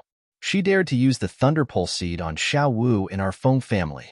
I really can't imagine what kind of methods she'll use to deal with my daughter once she's out there." Madame Lan's pale face was crying so pitifully that it looked like she was crying. Coincidentally, Qiu Ruoshui's medicine was about to end. She also suffered a bit of the aftershock of the Thunder Pulse seed. Her face was pale as she spat out a mouthful of blood and fainted on the ground. Ruoshui. Qiu Ruoshui and Qiu Ruobing immediately flew to Qiu Ruoshui's side and checked her body worriedly. "Oomph. Such a young girl with bad intentions. Such a vicious girl should be taught well. I will personally pay a visit to your grandfather. He must give our Feng family an explanation for this matter." Feng Wuliu looked deeply at the Qiu family and didn't intend to make things difficult for them. Anyway, if he didn't make the Qiu family spit out a piece of meat, others would think that the Feng family was easy to bully. In the future, if everyone came to their house like this little girl and brought along the Thunder Pulse seed, well, what would happen to their Feng family? The Qiu family quickly retreated with the injured Qiu Ruoshue in a sorry state. Even Jin Li and the other two witnesses followed behind Qiu Ruo by dejectedly and left the Feng family as fast as they could. Tell me, how did it become like this? Why did Qiu Ruoshue want to fight with Xiao Wu for no reason? Such a grandfather. Feng Juntian recounted everything that had happened in the Mirage, the Daughter's Day incident, and how Madame Chiu had brought her children to his doorstep today in full detail. Feng Juntian recounted the events in detail. During this process, he didn't add fuel to the fire and didn't deliberately side with his family. Instead, he narrated this matter from a more neutral point of view. Xiao Dai did the right thing this time. The strong are respected in Heavenly Wind Continent. If you can't beat others, you can only be beaten. That girl suffered a loss and didn't work hard to improve her strength. Instead, she wanted to rely on her family to take revenge. With such thoughts, that girl from the Feng family is just a good-for-nothing little girl. Old Master Feng snorted disdainfully. His gaze towards Feng Wu was much more benevolent. This girl had one face for their Feng family this time. Father, we can't let that girl go like this. She wanted to kill my daughter. We can't just let it go like this. Madame Lan's heart was filled with hatred when she thought of Qiu Ruoxue. Her 2 children were her life. Qiu Ruoxue actually wanted to kill her children. It was simply unforgivable. Thinking of how Feng Wu almost died, Madame Lan began to cry again. At this time, Feng Tianqing just happened to walk over with Feng Wu. Madame Lan quickly went forward to check on Feng Wu's body. After confirming that there wasn't even a small wound, she was relieved. As for the other half, she still had to find a doctor to check if there was any internal injury before she could truly relax. Tianqing, you handle this matter. Let the Chiu family take care of that girl and that daughter-in-law of the Chiu family. They're already so old, but they still don't know anything. Fortunately, we didn't let her into the family back then. Old Master Feng frowned and muttered unhappily. He turned around and teleported away again. Feng Wu was fine, but the Chiu family was in big trouble. Qiu Ruobing originally only wanted her mother to teach Feng Wu a lesson, but the result was far beyond her expectations. Not only did Feng Wu not teach her a lesson, but her sister was also seriously injured. When she brought Qiu Ruoxue back to the Chiu family, it naturally caused a huge commotion. Qiu Ruoxue's serious injury naturally alarmed Old Master Qiu, Qiu Hanshan, and the current head of the Chiu family, Qiu Zifeng.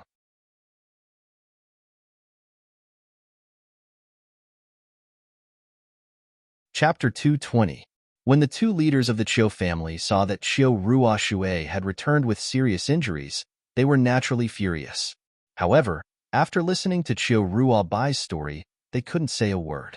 What could they say? How could this girl be so bold?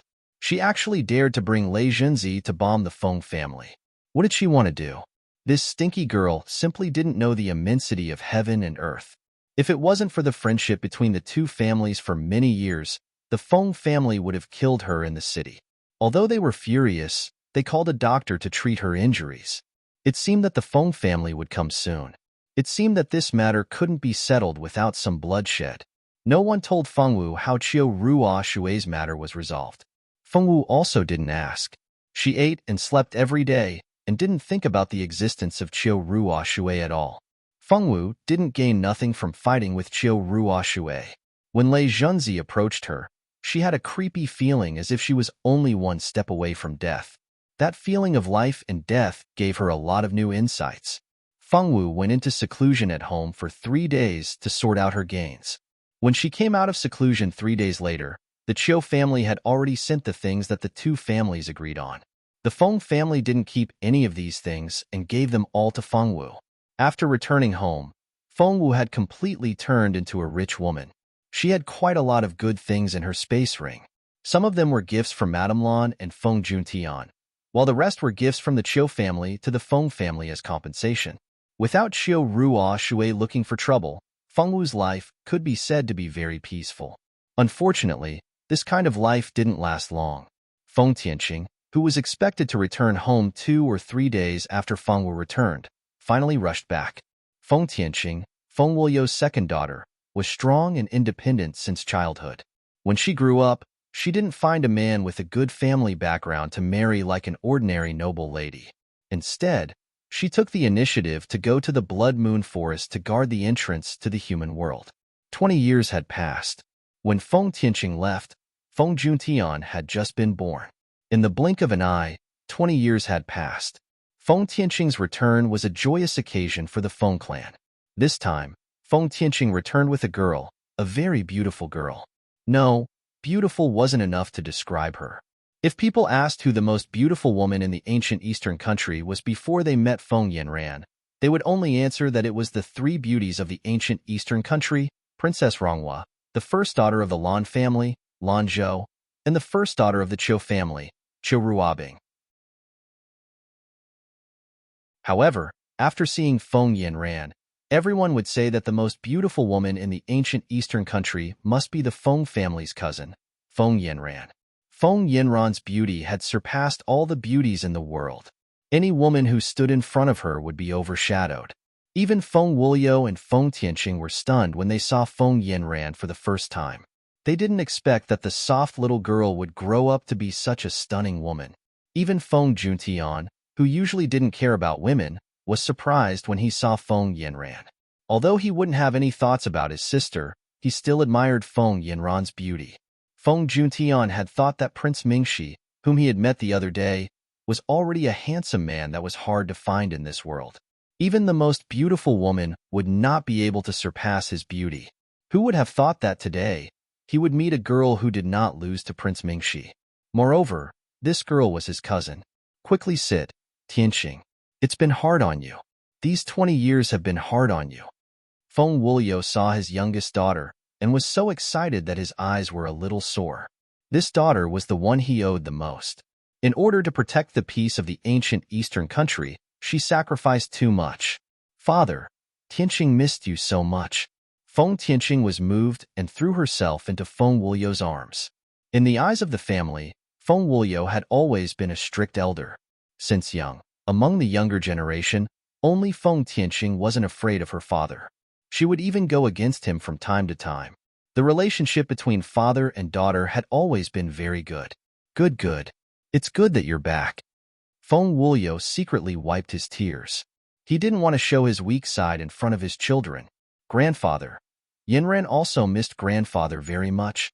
Feng Yanran's voice was as pleasant as heavenly music. It made people who heard it want to indulge in it and not want to wake up. Yanran, you've also grown up. Do you still remember the first time grandfather saw you? You were only 5 years old. I didn't expect that in the blink of an eye, Yanran had also grown up. Feng Wuliu lovingly patted Feng Yanran's head. Probably because he owed Feng Tianqing, Feng Wuliu had always doted on Feng Wu very much. When they were young, Feng Wu was even jealous because of this and snatched Feng Yanran's toys and snacks. Of course, the result of doing this in the end was that she was scolded by her father and brother and grounded by her grandfather. Feng Wu didn't know about these past events.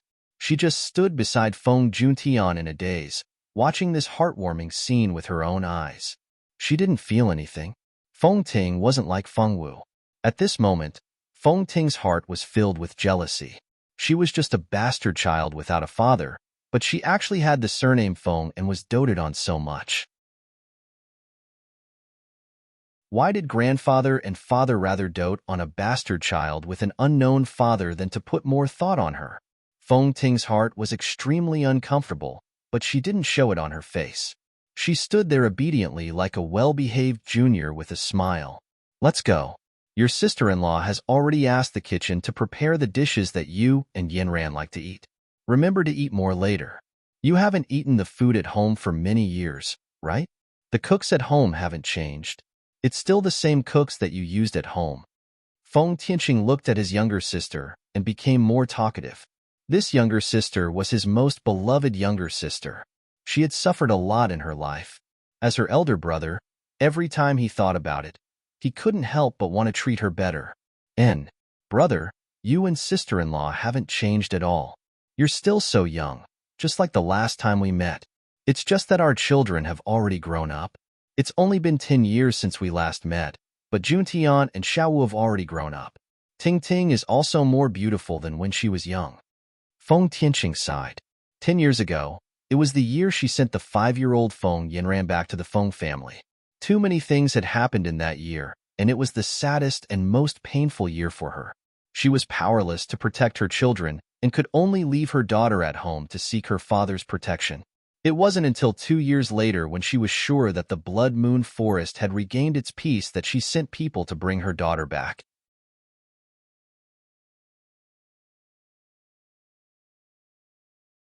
Chapter 221. Auntie, Feng Juntian said. Auntie, Feng Wu called out expressionlessly. Auntie, you're still so young. Feng Ting still remembers the first time I saw Auntie. Auntie was also so beautiful. Even after 10 years, Feng Ting still remembers Auntie's appearance. Auntie is exactly the same as in Feng Ting's memory. Feng Ting knew that this auntie had an extremely high position in the family and couldn't wait to increase her favorability. Feng Tianqing smiled and nodded. The three of you have really grown up. Ting Ting is also becoming more and more beautiful. I wonder which family's man will have the fortune to marry you in the future. Feng Tianqing didn't treat Feng Ting differently just because she was a concubine's daughter. He still smiled gently. The few of them chatted as they slowly entered the house and sat down in order. Let's eat. Tianqing and Yinran must be starving. Let's eat. Feng Wuliu didn't say much and let everyone eat. Feng Wu picked up her chopsticks and picked up a piece of her favorite dish and ate it in one bite. Feng Juntian and Feng Ting also silently ate the dishes in front of them. Feng Yinran ate beside Feng Wu. She also ate elegantly, and watching her eat was a kind of enjoyment. It was a pity that our Feng Wu girl didn't pay any attention to Feng Wu. She was currently busy eating. No one could even think of attracting her attention while eating. The 4 juniors were very well behaved and didn't speak while eating. However, the 4 seniors would occasionally talk about some topics. Tianqing, there was a huge disturbance in the Blood Moon Forest recently. Did something happen? The matter this time was very big. There was a barrier outside the Blood Moon Forest. It was because of this barrier that the Blood Clan couldn't casually enter human territory to drink human blood. However, a month ago, the barrier suddenly became unstable. This made the king very worried, and he even invited the Silver Moon Ancient Kingdom's prince, who inherited the divine blood, to help stabilize the barrier. Something did happen. The 4 elders and my teacher all mysteriously disappeared. The barrier was destroyed by the Blood Clan from the inside. If it wasn't for His Highness inviting Prince Ming Shi in time, I'm afraid the Blood Clan would have already rushed out of the barrier. Feng Tianqing said with emotion. Destroying the barrier from the inside. How did the Blood Clan know where the barrier's weakness is? Feng Tianqing was shocked. Every barrier wasn't perfect. There would always be a person's weakness, but that weakness wasn't easy to find. It was just a small dot as small as the eye of a needle, and other than the person who laid the barrier, no one else would be able to find it. It's not that I don't know either. The elders are suspecting that someone leaked the weakness of the barrier. Just as they were locking onto my senior brother, Florence, he suddenly disappeared. Even the 4 elders and my master are nowhere to be found. I immediately contacted His Highness. His Highness has already sent out many people to help search for them, but they still can't find any trace of them. Luan Sa, it's actually him. You really can't judge a book by its cover. I've seen that kid once before. He looks like a pretty boy who likes to attract bees and butterflies. I didn't expect him to betray his own country and work for the Blood Clan. Feng Tianqing couldn't say anything malicious due to his personality. However, everyone could hear the displeasure in his voice. It's not necessarily senior brother. This happened too suddenly. If I hadn't brought Yinran to find some weak Blood Clan members to practice combat, I'm afraid even I would have been killed. Those people who could take everyone away so easily were definitely not ordinary people. I suspect that the one who did it was a Blood Clan prince. Otherwise, they wouldn't have been able to take away the 4 elders and master so easily. Senior brother Luan Sa's private life is a bit messy, and he's very suspicious. However, with his ability, he shouldn't have been able to come into contact with a Blood Clan prince. He couldn't have come into contact with them himself, but he could have done it through other Blood Clan members. However, I can't figure out what benefits he would gain by doing so. Feng Tianqing couldn't understand. Actually, before the incident happened, there were already some rumors that someone saw senior brother Luan Sa having a tryst with a Blood Clan young girl. Bang! Feng Wuliu suddenly slammed the table and stood up. For a Blood Clan woman, he dared to betray our ancient Eastern country. He's simply an animal. Feng Wuliu hadn't been so angry for a long time. The thing he hated the most in his life was people who would betray their family and country for a little love. When Feng Wuliu was young, he had a good brother. That brother was also a very outstanding talent in the ancient Eastern country. Later on, during an experience, he got to know a princess from a neighboring country. Later on, for that princess, he stole an important military secret from the ancient Eastern country and eloped with the princess to the neighboring country. After Feng Wuliu found out, he chased after them for 7 days and 7 nights. Then, he personally killed that princess and his good brother with his sword. He didn't hold back at all. Because of various things in the past, what Feng Wuliu hated the most was people who disregarded the interests of the country and the people for their own personal feelings. These are only rumors and haven't been confirmed. I still can't completely believe that this matter was done by senior brother Luan Sa. Feng Tianqing shook his head, seemingly refusing to believe it. All right, let's not talk about these unhappy things. Let's eat. Let's eat. Feng Wuliu sat down again and raised his chopsticks. But when he lowered his head to pick up the food, he was stunned. He saw that all the bowls and plates on the table had been cleared. Other than some ginger, garlic, and pepper for seasoning, all the edible dishes had been finished. There wasn't even a mouthful of soup left. Everyone, Madame Lan felt a little guilty. She secretly glanced at Feng Wu, who was calmly wiping her mouth.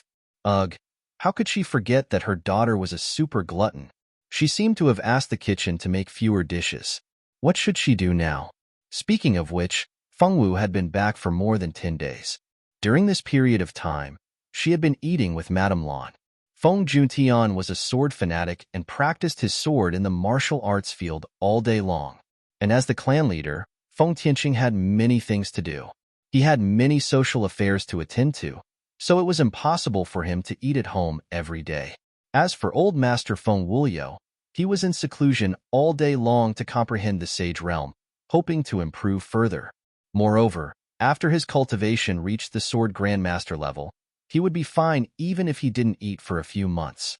Moreover, old Master Feng was a sword saint. Sword saints had already stopped eating grains and didn't need to eat anything at all. This time, he came out to eat for his daughter. Thinking that he hadn't seen his daughter for many years, he came out to eat with everyone. However, old Master Feng Wuliu didn't expect that the table would be cleared before he even ate a mouthful of food. Old Master Feng was furious. Which chef made this? Couldn't he make more? This little bit of food wasn't even enough to fill the gaps between people's teeth.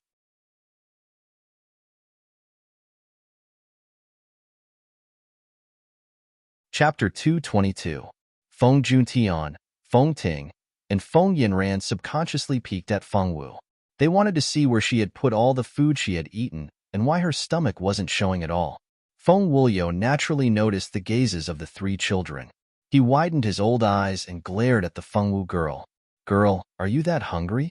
I haven't even eaten anything, and you've already eaten so much. Do you think you're a pearling? Old Master Feng glared at her. Feng Wu looked back calmly without any emotion. He glared again, but Feng Wu still looked back calmly. After the grandfather and grandson pair looked at each other for a minute, Feng Wuliu couldn't stand it anymore. All right, since everyone is full, let Tianqing and Yinran go rest. Xiao Dai, let the kitchen cook more dishes tonight. Don't be so frugal. Madame Lan. Yes, daughter-in-law understands. That was close. Madame Lan was so scared that she wanted to pat her chest. She thought that her father was going to punish Xiao Wu again. Fortunately, it was just a false alarm. After lunch, Feng Tianqing and Feng Yinran moved into Tianqing Tower where Feng Yinran used to live. Originally, Madame Lan had arranged a small building with good scenery for Feng Yinran, but Feng Yinran insisted on living with her mother. Madame Lan didn't force her and let her do as she wished. After Feng Yinran and her mother went to rest, Feng Tianqing and his wife talked in the room. When the tailor enters the residence, make some new clothes for Yinran and a few sets of better jewelry. Find someone to make them into enchanted equipment. It's more practical. Got it. I'll do it well.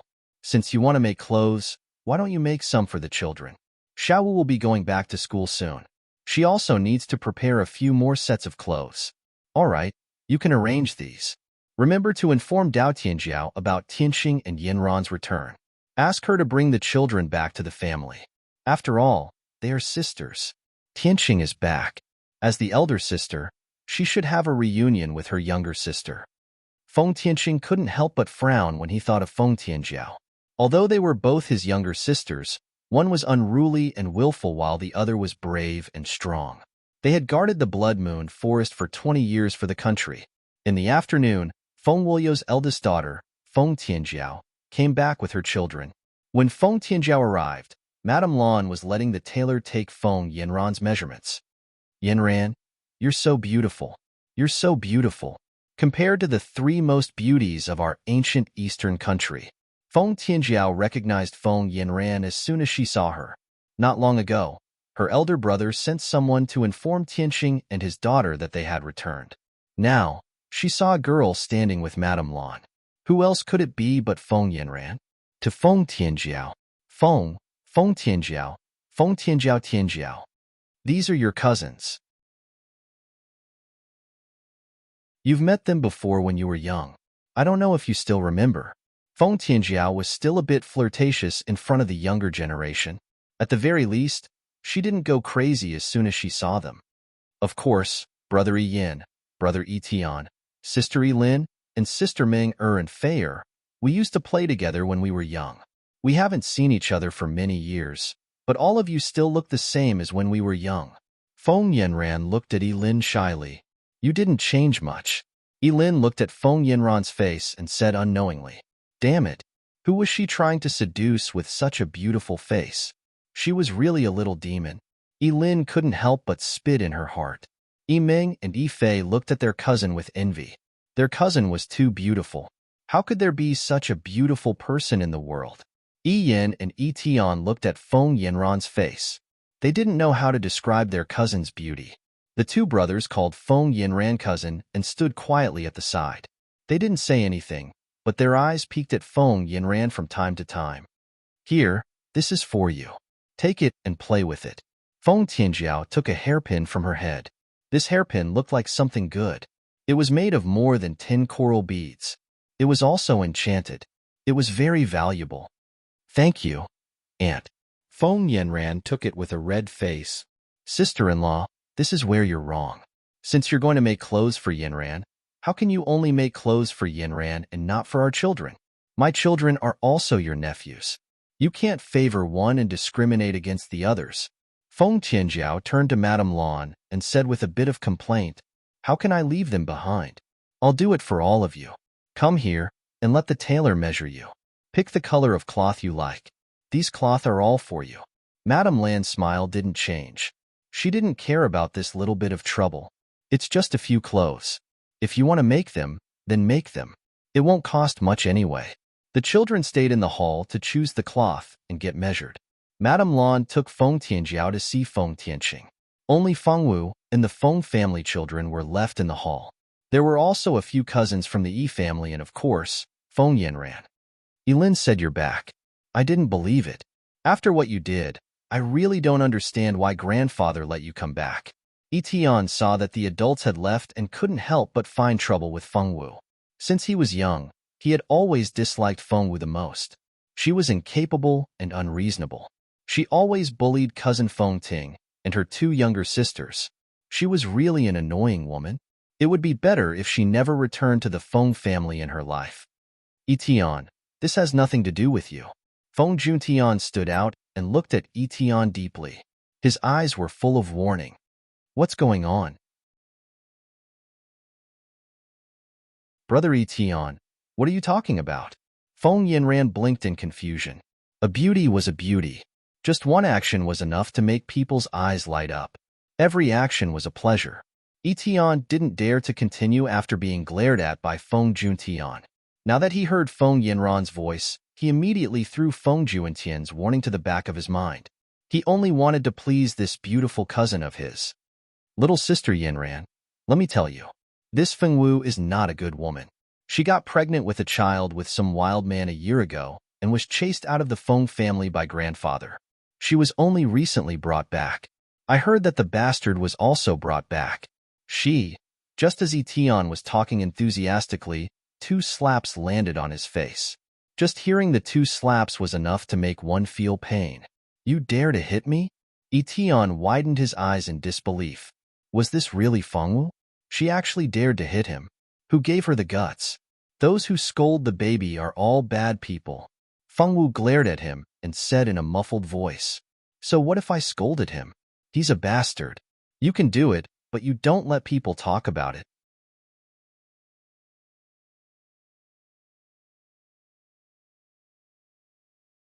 Chapter 223. Bam! Etion was sent flying by a slap.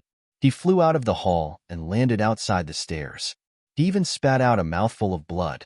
Feng Yinren covered her mouth and screamed in panic. Yimeng and Yifei screamed. "Fengwu, how dare you?" Ian looked at Fengwu coldly as if he was looking at a dead person. "How dare you attack my brother? I will let you know what regret is." Ian pulled out his sword and was about to attack Fengwu. Unfortunately, just as he pulled out his sword, Feng Juntian pressed it back. "Ian, Etion deserved this. If you want to fight, you can fight with my cousin." Feng Juntian shielded Fengwu behind him, not letting her face Ian directly. Ian was different from Etion, who was impulsive and easily angered. Ian's mind was deep and vicious. He rarely got angry and would not visit the Feng family all the time like Yilin. He did not interact much with the Feng family, but he was the most important person in the Yi family. According to Grandpa Feng, the future of the Yi family still depended on Ian. "Brother Juntian, you want to protect her?" Ian raised his eyebrows. He did not expect Feng Juntian to suddenly protect his sister, Fengwu. Everyone knew that Feng Juntian and Fengwu did not have a good relationship. But now, Feng Juntian, who did not care much about Fengwu, suddenly put her in his heart. He could not help but feel suspicious. Did something happen recently? Xiao Wu is my sister. Of course I should protect her. Feng Juntian said indifferently. "I understand." Ian nodded and stopped staring at Fengwu. It seemed like he had given up on revenge for his brother. However, Feng Juntian knew that Ian was a very protective person. The reason why he did not make a move now was because he did not have the confidence to win. That was why he was holding back.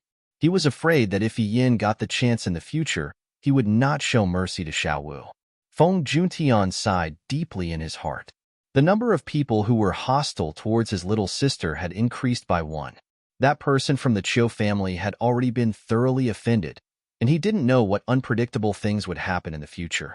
Now that the Yi brothers were involved, Xiao Wu's ability to attract hatred was getting stronger and stronger. As her brother, he had to work hard to improve himself, or he would not be able to protect her. "Second brother, are you all right?" While Yin and Feng Juntian were locked in a stalemate, the Yi sisters had already helped Etion up. Etion glared at Feng Wu furiously, his eyes practically spitting fire. "I'm fine, I won't die." Etion pushed away his sister's hands and stubbornly used his sword to support himself. He did not want to appear weak in front of so many people. "Brother Etion, are you really all right? I have some good healing medicine here. Take one first." Feng Ting took out a medicine bottle from her space bracelet and poured out a black pill for Etion. Seeing the worry in Feng Ting's eyes, Etion blushed. He thanked her and took the pill. "Brother Etion, are you feeling better? If you don't have enough medicine, I still have medicine here. When Mother and I were in the Blood Moon Forest, we often encountered all kinds of dangers. We have many different kinds of medicine on us." Feng Yinran's gentle eyes were filled with worry. "Sister Yinran, I'm fine. Sorry for making you worry." Etion blushed even harder. Feng Ting was unhappy in her heart. Men were really creatures that liked beauty. Before Feng Yinran appeared, they were like lapdogs that circled around her all day long. Now that Feng Yinran appeared, they immediately forgot about her. They were really men. "That's good," Feng Yinran whispered shyly. Feng Yinran's little face was slightly flushed. Her entire face looked so beautiful that it was soul-stirring. People could not bear to look away. Etion was simply mesmerized. She was too beautiful. How could there be such a beautiful girl in this world?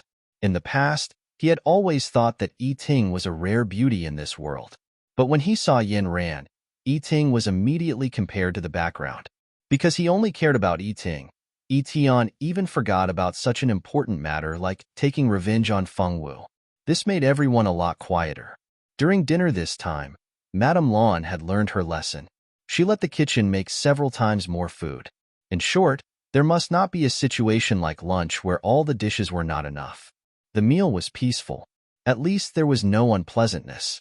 Tian was probably mesmerized by Feng Yanran. During the meal, he kept circling around Feng Yanran. From time to time, he would help Feng Yanran pick up food. This made Feng Tianjiao frown. However, Feng Tianjiao did not immediately scold her son. She knew her father's temper. If anyone dared to make trouble at this time, the old man would not be polite. So Feng Tianjiao held it in until she returned to the Yi family. Then she pulled the children into her room and gave them an order. All of you listen. In the future, stay away from Feng Yanran. Especially you, Tian. Don't think that I, as your mother, can't see that you have feelings for Feng Yanran. Your mother will say it here today. If you dare to marry Feng Yanran, you are not my son. Feng Tianjiao's words were not light. No matter how unreliable Feng Tianjiao was, she loved her children very much. This was the first time Feng Tianjiao had said such harsh words to her children. Lin and her sisters almost cried out in surprise. Was this still their protective mother? For Feng Tianjiao to actually say such words, it was simply inconceivable. Yin did not feel anything. Although he had some doubts, he did not say anything. Feng Yanran was beautiful, but it was not enough for him to marry no one but her. Only Tian was not very happy. Who asked her to be called out? Mother, what's wrong with Sister Yanran? Why do you hate her so much? Tian thought of Feng Yanran's beauty and was very reluctant. Do you really want to know? Feng Tianjiao's face suddenly changed. She looked at the children in front of her very seriously. Of course, her eyes were still focused on Tian. Yes. Tian nodded without hesitation. Do you want to know too? Feng Tianjiao asked the other children. The children exchanged an inexplicable look. They still hesitated for a moment before nodding. Well, if I don't tell you the truth, I am afraid that you will all go and befriend Feng Yanran. Feng Tianjiao said helplessly.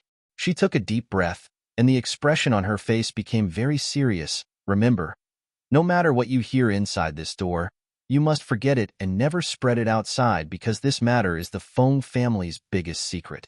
A secret that even your grandfather doesn't know about. The Yi siblings were completely shocked. What did she mean? A secret that even their grandfather did not know?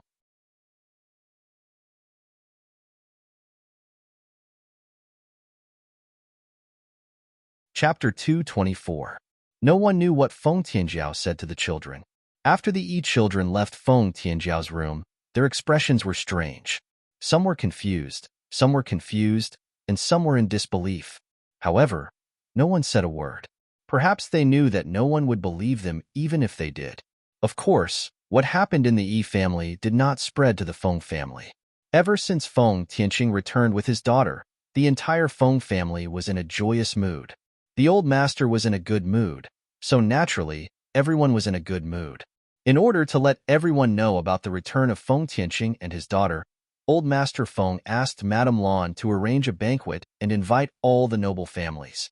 Ever since Madame Lan accepted this task, she naturally made the best use of her time to handle it. The Feng family rarely held banquets because the Feng family members were not people who liked to be lively. However, Feng Tianqing's return this time made the old master's mood very good. He decided that the banquet must be held. The old man wanted everyone to see his most outstanding daughter and this peerlessly beautiful granddaughter. What three great beauties of the ancient eastern country! When these people saw Yanran, they would know that the most beautiful girl of the ancient eastern country was from the Feng family. Senior Mingxi? Fengwu walked out the door openly while everyone was busy preparing for the banquet. Then, she found Mingxi at the agreed place. Mingxi was in disguise. He wore a veil hat and a silver-white swordsman's robe. He looked like a young noble swordsman. No one would think that he was the prince of the Silver Moon ancient kingdom, Mingxi. Xiao Wu, come here. Mingxi pulled Fengwu into an ordinary house. After entering the courtyard, He pulled down his veil hat. Xiao Wu, I want to borrow something from you. Mingxi did not have his usual gentle smile. His expression was very serious, so serious that it was somewhat serious. Fengwu was not used to this. What is it? Fengwu asked. Your sword. Mingxi took a deep breath and said. He wasn't sure if Fengwu would be willing to lend him such an important divine weapon. The last time he was in the small town, he saw the purification ability of Fengwu's divine sword. This kind of purifying power was something he urgently needed right now, because the place he was going to next was dangerous for 10 people. So he had no choice but to come and find Fengwu. He only planned to borrow the sword and then deal with that matter himself. He did not plan to bring Fengwu along. When Fengwu heard that Mingxi wanted to borrow her sword, she took out the small sword she usually used from her spatial ring and handed it over. Here you go, Fengwu said generously. Mingxi shook his head. Not this one. It's the one you used to purify the resentment in the small town. Xiaochun? Fengwu said, blinking in confusion. Fengwu summoned Xiaochun and placed it on the table. Xiaochun, you have to be obedient and listen to Senior Mingxi's words. Fengwu was afraid that Xiaochun would not be obedient, so she warned the pure sword. What Fengwu didn't know was that Xiaochun wasn't an ordinary sword. It was the purest sword in the world. Only a pure-hearted person would be able to pick it up. If a person didn't have a pure heart, they would be injured by the sword qi as soon as they tried to pick it up, let alone pick it up. Fortunately, Mingxi was also the owner of the divine sword. He was not the kind of person who harbored evil intentions. When he picked up the pure sword, he was not injured by the sword qi of the pure sword. Thank you, Xiao Wu. You've helped me a lot. I will return Xiaochun to you as soon as possible. Mingxi solemnly promised, looking at the girl with a gentle gaze. And Fengwu nodded, then touched Xiaochun's body, telling it to be obedient and not be naughty. Mingxi looked at Fengwu's serious look and smiled. He carefully looked at the long sword in his hand. This sword had an ancient aura. He had never seen the carvings on the sword before. Moreover, he had never found any records of this sword in any book. It was reasonable to say that such a divine sword should not be unknown.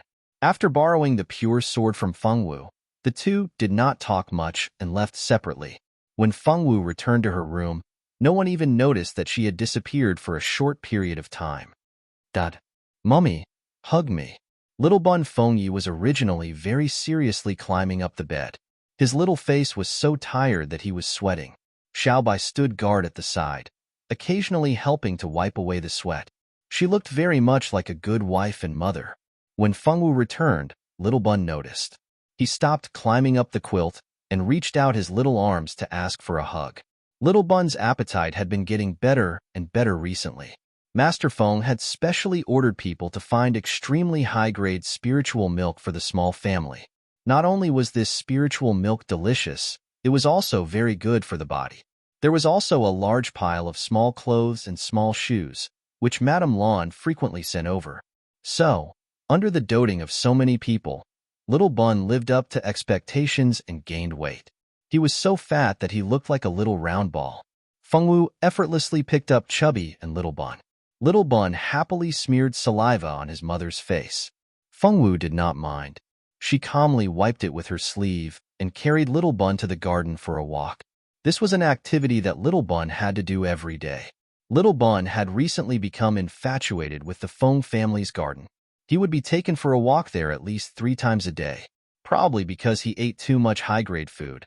This little guy was not even a year old, but he could already walk a few steps shakily. Ever since he learned to walk, this little guy rarely climbed. Only when he was playing on the bed did he like to climb up his little mother's quilt. Xiao Wu, is this your child? He's so cute. Can I hold him?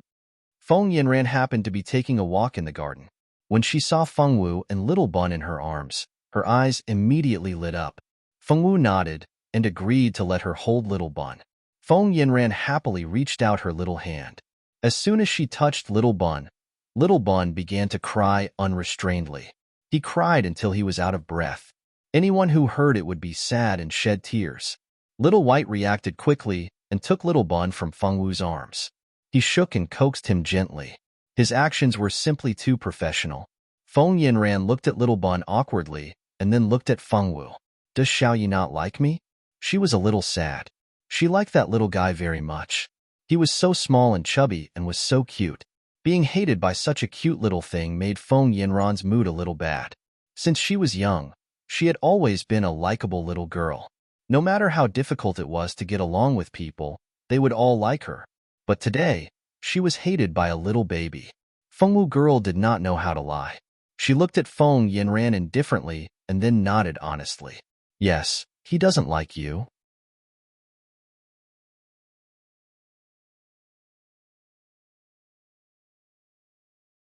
Chapter 225. Since she had Xiaobai, Feng Wu no longer had to worry about taking care of children. But Feng Wu knew a lot about her son. For example, if the little guy didn't like someone, he wouldn't be able to hug him. On the contrary, if he liked someone, he would not only ask for a hug, but would also smile and occasionally give a few kisses to the person he liked. Take Master Feng, for example. Although this old man looked serious and didn't make children like him, Xiao Yi liked him very much. Not only would he ask for a hug, but he would also give him kisses. Master Feng also liked Xiao Yi very much. Every day, he would come to see the little guy and gave him a lot of good things. Oh! Feng Yinran heard Feng Wu's direct words, and her heart ached. Xiao Wu, do you really hate me? What do you not like about me? I can change. Don't hate me, okay? Don't let Xiao Yi hate me, okay? Feng Wu's straightforward words made Feng Yinran misunderstand. This girl thought that Feng Wu hated her so much that she didn't want her son to like her. Xiao Yi cried just now. Maybe it was because Feng Wu didn't want her son to be close to her. Feng Wu, you're thinking too much. What's wrong? Why is Yinran crying? Madame Lan and Feng Tianqing happened to pass by the garden and saw Feng Yinran crying. They immediately came over to see what was going on. Xiao Yi didn't like him, so he cried. Feng Wu's face was expressionless as she said seriously. Looking at her serious face, she believed that no one would believe that she was lying. Feng Yinran was stunned. Obviously, she didn't expect Feng Wu to say this. She couldn't even accuse Feng Wu of lying. I see. Yinran, it's not that Xiao Yi doesn't like you. He's just a little afraid of strangers. After you spend more time together, he will pester you. Madame Lan listened. So it was such a small matter. Fortunately, it wasn't Xiao Wu who bullied Yinran. She still remembered when Feng Yinran first came to the Feng family when she was a child. Everyone doted on her. Xiao Wu felt left out, so she pushed Yinran into the lake. Fortunately, she was found by the servants in time. Yinran only drank some water and was not hurt. However, Xiao Wu was punished by her angry father. That beating almost took Xiao Wu's life. Now, she didn't want history to repeat itself. If it happened again, she didn't know if Xiao Wu would be able to survive. Is that so? I will get closer to Xiao Yi in the future. Xiao Wu, can I often go to your place to see Xiao Yi? Feng Yinran said shyly. Okay. Feng Wu nodded. Yeah. Feng Yinran couldn't understand Feng Wu's indifferent reaction. She still remembered that Feng Wu was an impulsive and irritable girl when she was a child. She didn't expect her to be so tolerant after she grew up. She clearly didn't like her but didn't say it out loud. She pretended nothing in front of her aunt. Feng Wu, who was unaware of the situation, was labeled as a scheming girl by Feng Yinran. You two continue to play. Sister-in-law and I still have things to do, so we won't accompany you. Feng Tianqing looked at the two lovingly and said gently. Although Feng Tianqing had stayed in the Blood Moon Forest for 20 years and had a layer of murderous aura, she was very kind. She spoke and did things very quickly. Everyone in the Feng family liked her very much. Okay, Xiao Wu and I will take care of Xiao Yi and have fun. Feng Yinran smiled slightly. Although her eyes were still a little red, there was a kind of charm that made people feel sorry for her. After the two elders left, Feng Yinran tried to get close to Xiao Yi many times. However, Xiao Yi didn't know why he would cry whenever she got close to him. There was nothing she could do. Feng Yinran, who had always been liked by everyone, was frustrated by Xiao Yi. She wanted Xiao Yi to like her. No matter how Xiao Yi cried, she would approach him again and again. Finally, after making Xiao Yi cry again, Feng Wu, as his mother, was no longer silent. Xiao Yi doesn't like you. Don't get close to him. Feng Wu frowned. She was worried that Xiao Yi would hurt him by crying like this. Xiao Yi had never been a child who liked to cry. It was the first time that he cried like this. I just want him to like me, Feng Yinran said with grievance. Her pair of beautiful eyes blinked and tears seemed to fall at any time. It's not good to force people. Feng Wu was an honest girl. She thought that Feng Yinran had done something wrong, so she directly said the others, without thinking about leaving any face for the other. Feng Wu, what is face? Wu, Xiao Wu, do you have any misunderstanding about me? Why do you hate me so much? When we were young, I always wanted to be good sisters with you. Why don't you like me? Feng Yinran cried in a low voice. Her voice was full of grievance. Unfortunately, our Feng Wu girl hated people crying the most. When she heard Feng Yinran cry so hard, she directly took Xiaobai and little bun Xiao Yi and left. After Feng Yinran cried for 2 minutes, she found that there was no movement next to her. She looked up with tears in her eyes. There was no one. They had already run away. Feng Yinran was stunned. She didn't expect that Feng Wu would leave like this. She actually left like this. This voice repeated infinitely many times. Finally, Feng Yinran left the garden alone in a daze. After Feng Yinran left, 2 figures came out from the corner of the garden. Brother Etian, Tingting thought you liked cousin Yinran very much. She was crying so sadly just now. Why didn't you comfort her? Feng Ting said with some hidden bitterness. Etian hurriedly explained, No, I have always liked you, Tingting. I would never like cousin Yinran. Feng Ting looked at the anxious Etian suspiciously. There was something wrong with this person. A few days ago, he liked Feng Yinran so much. Today, he said that he would never like Feng Yinran. This was too strange. Feng Ting was confused, but she didn't ask more. She pretended to be generous and forgave Etian. The two talked and laughed as they strolled in the garden. On the day of the Feng family's banquet, almost all the important figures of the big families were present. Even the princes and princesses of the royal family came as representatives. Madame Lan asked Feng Wu if she wanted to go to the banquet. Feng Wu thought about it and shook her head. It sounded troublesome, so she didn't want to go. Madame Lan nodded and let Feng Wu rest in the room. Then, she asked the servants to prepare a lot of food and send it to Feng Wu's room. Only then did she leave and rush to the front hall. As the mistress of the Feng family, she couldn't leave for too long. There were still a lot of guests waiting for her to greet them. Originally, she wanted to let Feng Wu attend this banquet, but she heard some gossip at the banquet just now. She didn't want her daughter to go out and suffer, so she went to Feng Wu's room to ask.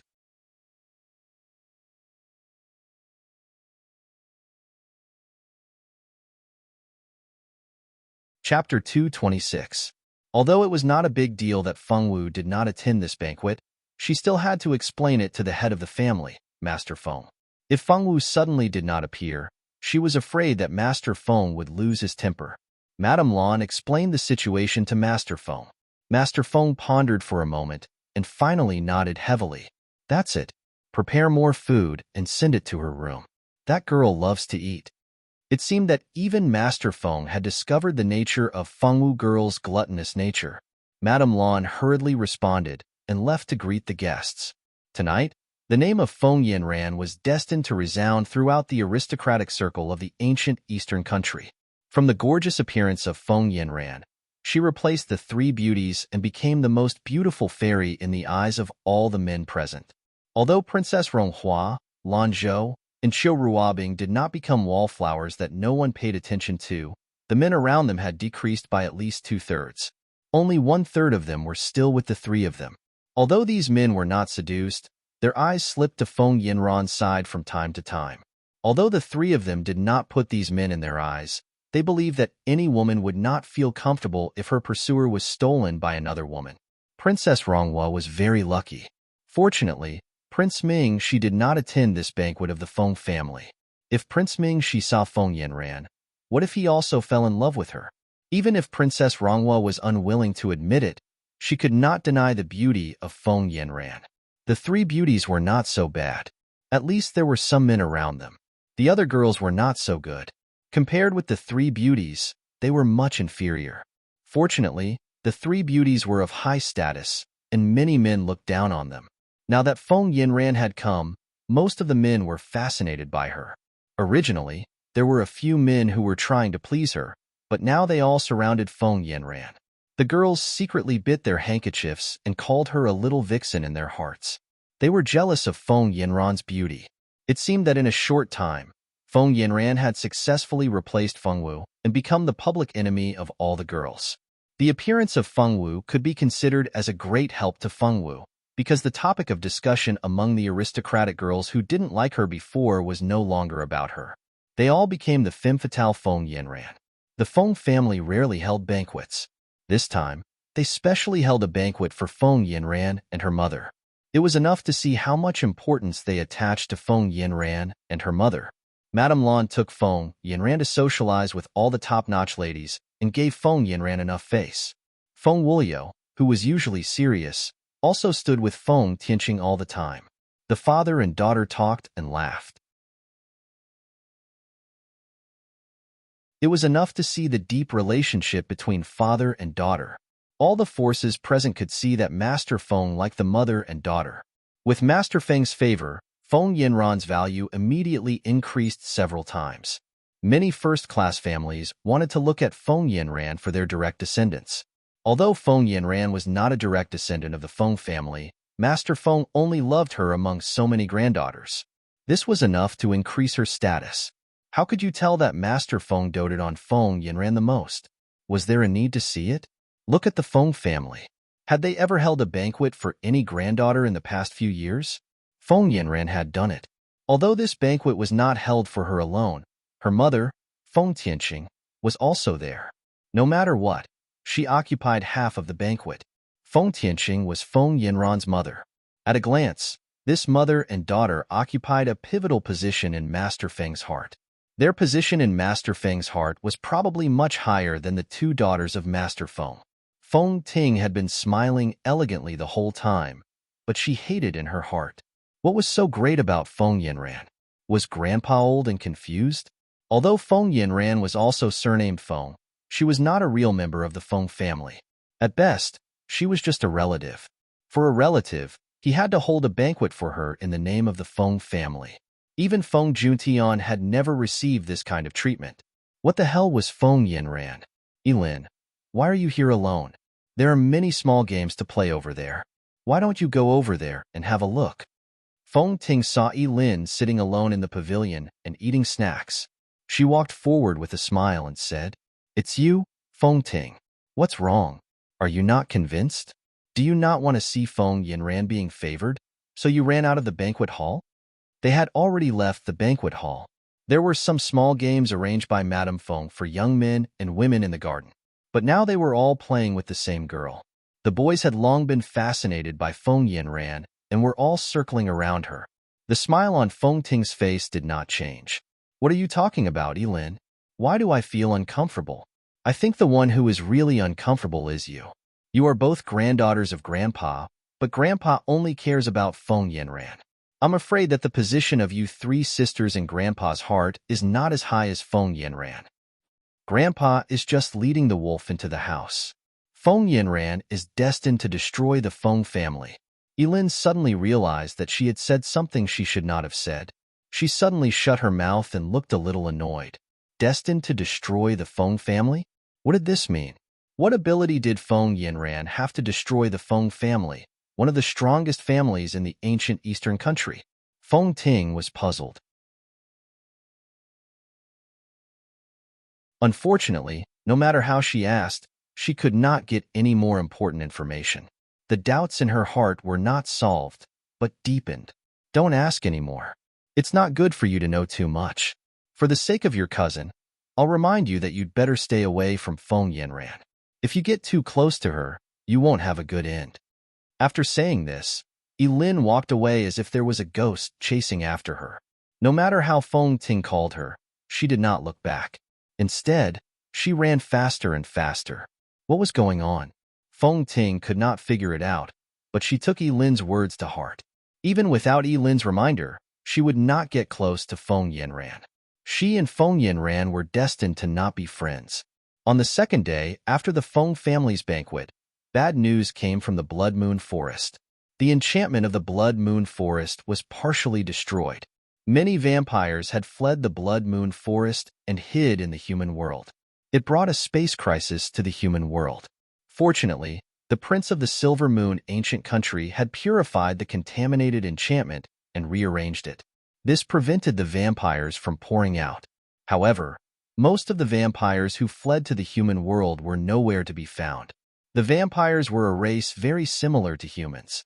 They looked no different from humans. There had never been an ugly man or woman in the vampires.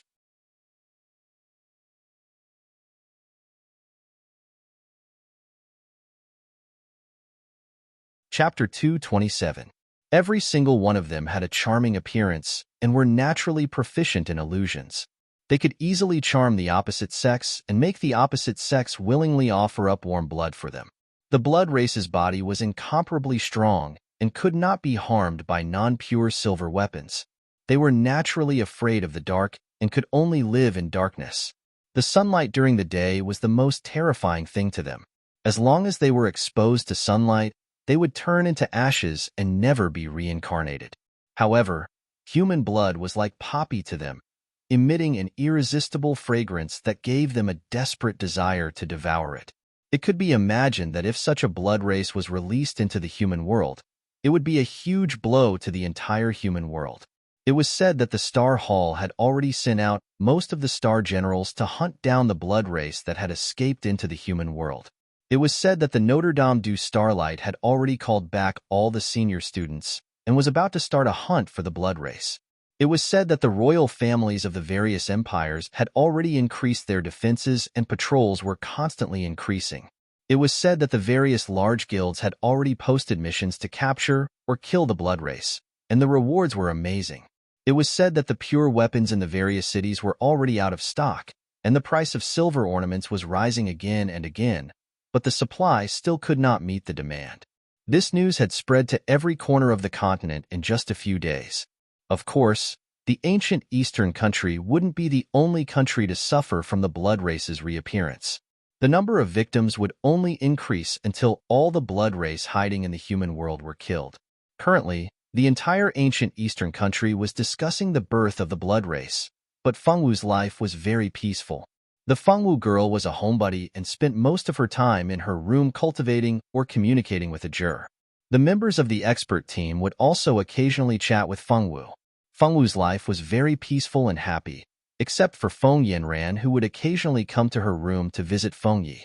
Feng Yi still did not like Feng Yanran and did not allow her to come close. Feng Tianqing seemed to like Fengwu very much. Other than Feng Yanran, Feng Tianqing came to Fengwu's room the most frequently. Feng Tianqing was very good to Fengwu. He spoke gently and kindly, and always encouraged Fengwu to forget the past and look forward. Unfortunately, Fengwu girl didn't have the original owner's memories. Even if she wanted to forget the original owner's past, she needed memories to make her forget. Fengwu, I don't understand. On this day, Mingxi used the communication crystal to ask Fengwu to meet him at the same place. In an ordinary house, Fengwu's Xiaochun was returned to her. Xiaochun was very happy to see its master. Although it felt that this man's aura was not bad, it still liked its master the most. It was a sword with a strong will. It did not think that it would find a new master just because it smelled good. However, it felt very good to go out and play this time. There were a lot of dirty things that it could purify. Ever since it left that small town, this was the happiest time it had. After being satisfied with its master's intimacy, it returned to its master's dantian and continued to rest. It wanted to have a good sleep. It had eaten a lot this time and needed to properly digest it. This time, it was all thanks to Xiaochun. The enchantment outside the Blood Moon Forest was originally destroyed by the vampires. Moreover, it was contaminated by filthy things. The enchantment was almost completely destroyed. Fortunately, with Xiaochun's help, it was finally purified. The enchantment was also rearranged, minimizing the damage. These things are for you. Keep them well. They may be useful in the future. Mingxi's face, which was as beautiful as the moonlight, had a faint smile on it. His smile was filled with gentleness, and he didn't seem to be as distant as he usually was when facing unfamiliar people. And Fengwu took the space bag and directly threw it into her own space ring. She did not even look inside. Is it dangerous? Fengwu seriously raised her head and looked at Mingxi. After listening to Mingxi's words, in addition to the news she had heard from the Feng family recently, she suddenly understood why Mingxi had borrowed little silver. Aunt Tianxing had said that the vampires were very powerful. Was it because Yuxi had gone to find them? Was it very dangerous? Mingxi paused. He had not expected Fengwu to ask such a question, so he smiled and said, "It's fine.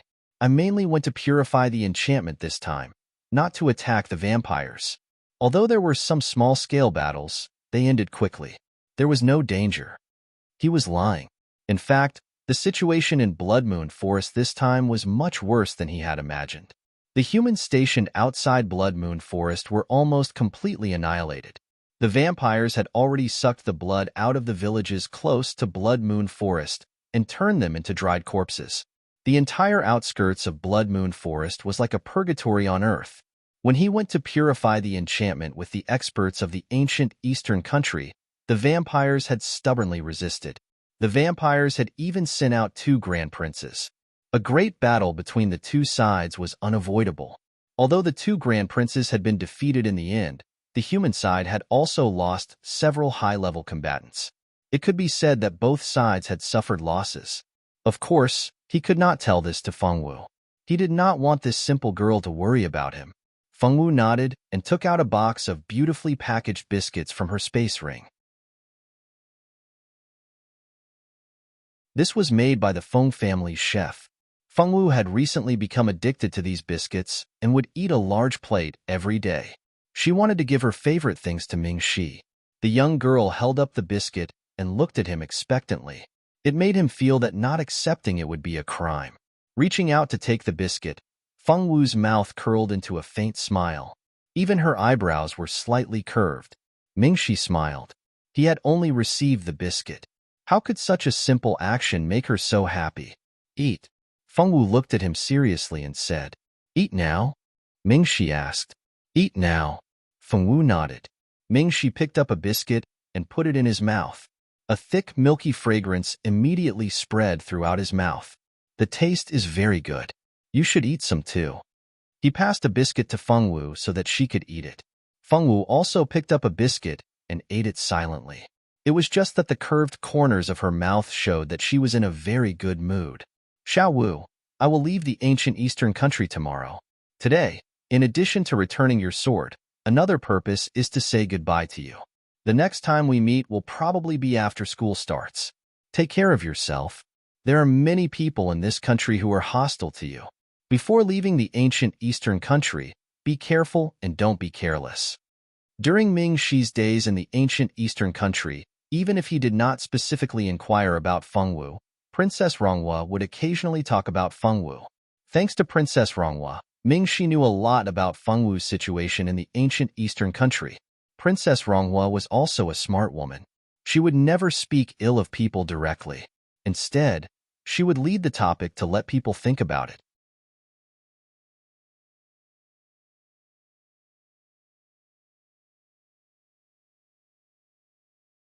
Chapter 228.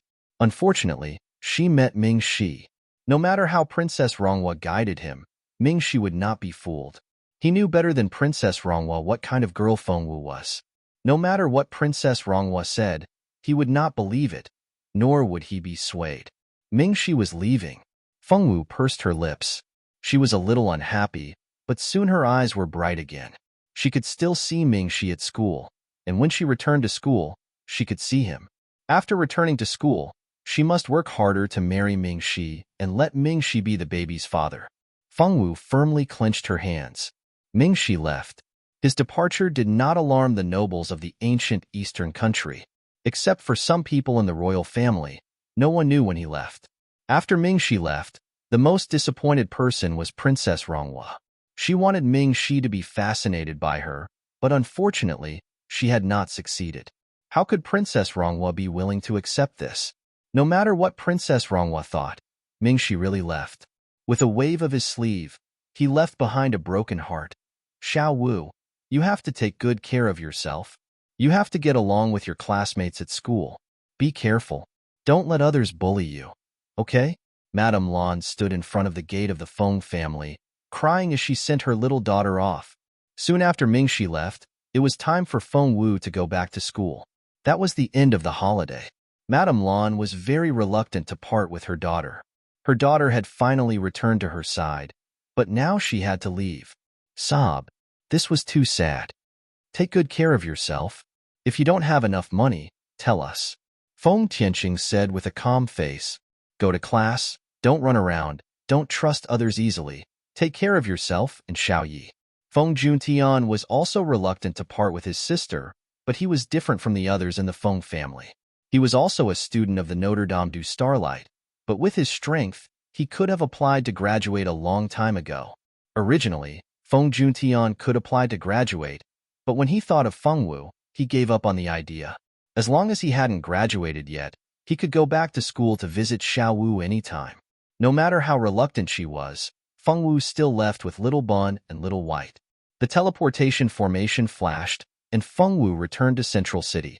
A new semester had begun. The second semester of this year had officially begun. Those who did not complete the mission in the previous semester would continue to complete it. Those who had completed the mission and obtained the sensory stone could start a new class with the teacher and embark on the path of exploring the mirage together. Teacher, what kind of place is the virtual realm? Are all the people there fake? But they clearly have thoughts and feelings. They don't look like fake people at all.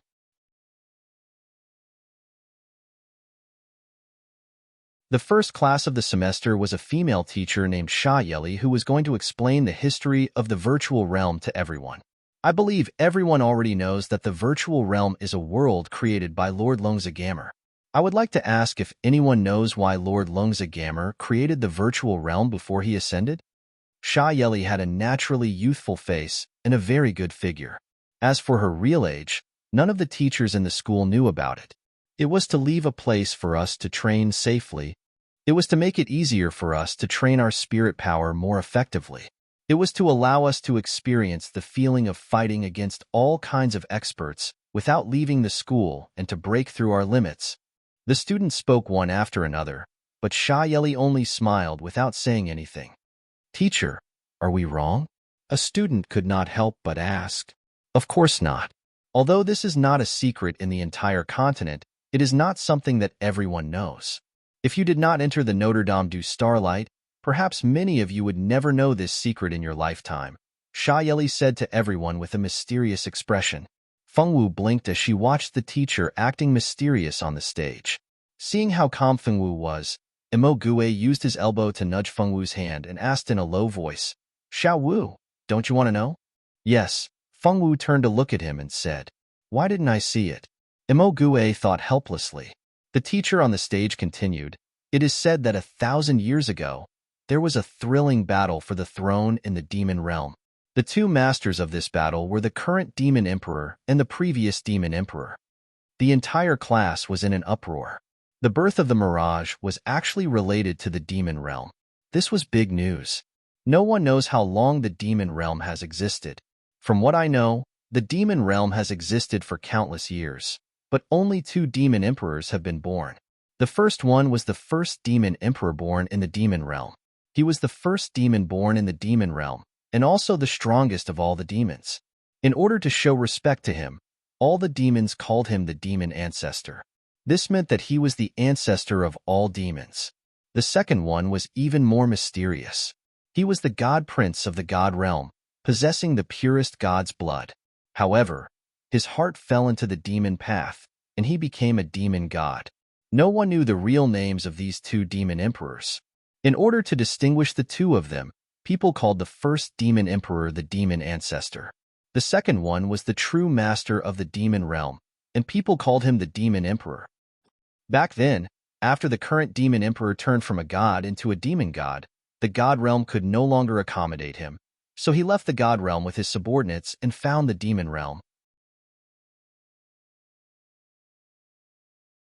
He defeated the demon emperor at that time and became the new king of the demon realm. Although the demon ancestor was defeated, he did not leave the demon realm. Instead, he and his loyal subordinates launched counterattacks again and again, hoping to take back the demon realm. Unfortunately, the demon ancestor never succeeded. In the last battle for the throne, the demon ancestor was seriously injured and fled from the demon realm to the human realm. Everyone's heart beat faster as they listened. They were very excited. They really didn't expect that such a thing had happened in the demon realm. Moreover, it was related to their human realm. This was too exciting. The entire class listened quietly to Shah Yeli's narration of the battle. Not a single one of them interrupted. Because he couldn't defeat the current demon emperor many times, the demon ancestor gave up. He had a terrible idea in his heart. He wanted to transform our human realm into a new demon realm, and then continue to be the king of the demon realm in this world. What? This demon ancestor is too much. How can he do such a thing? I express my deep disdain for him. Needless to say, that guy must have failed. He couldn't even take over the demon realm, and he still wants to take over the human realm. He's dreaming. Everyone expressed their opinions at once. Most of them expressed their dislike for Lord Devil Ancestor.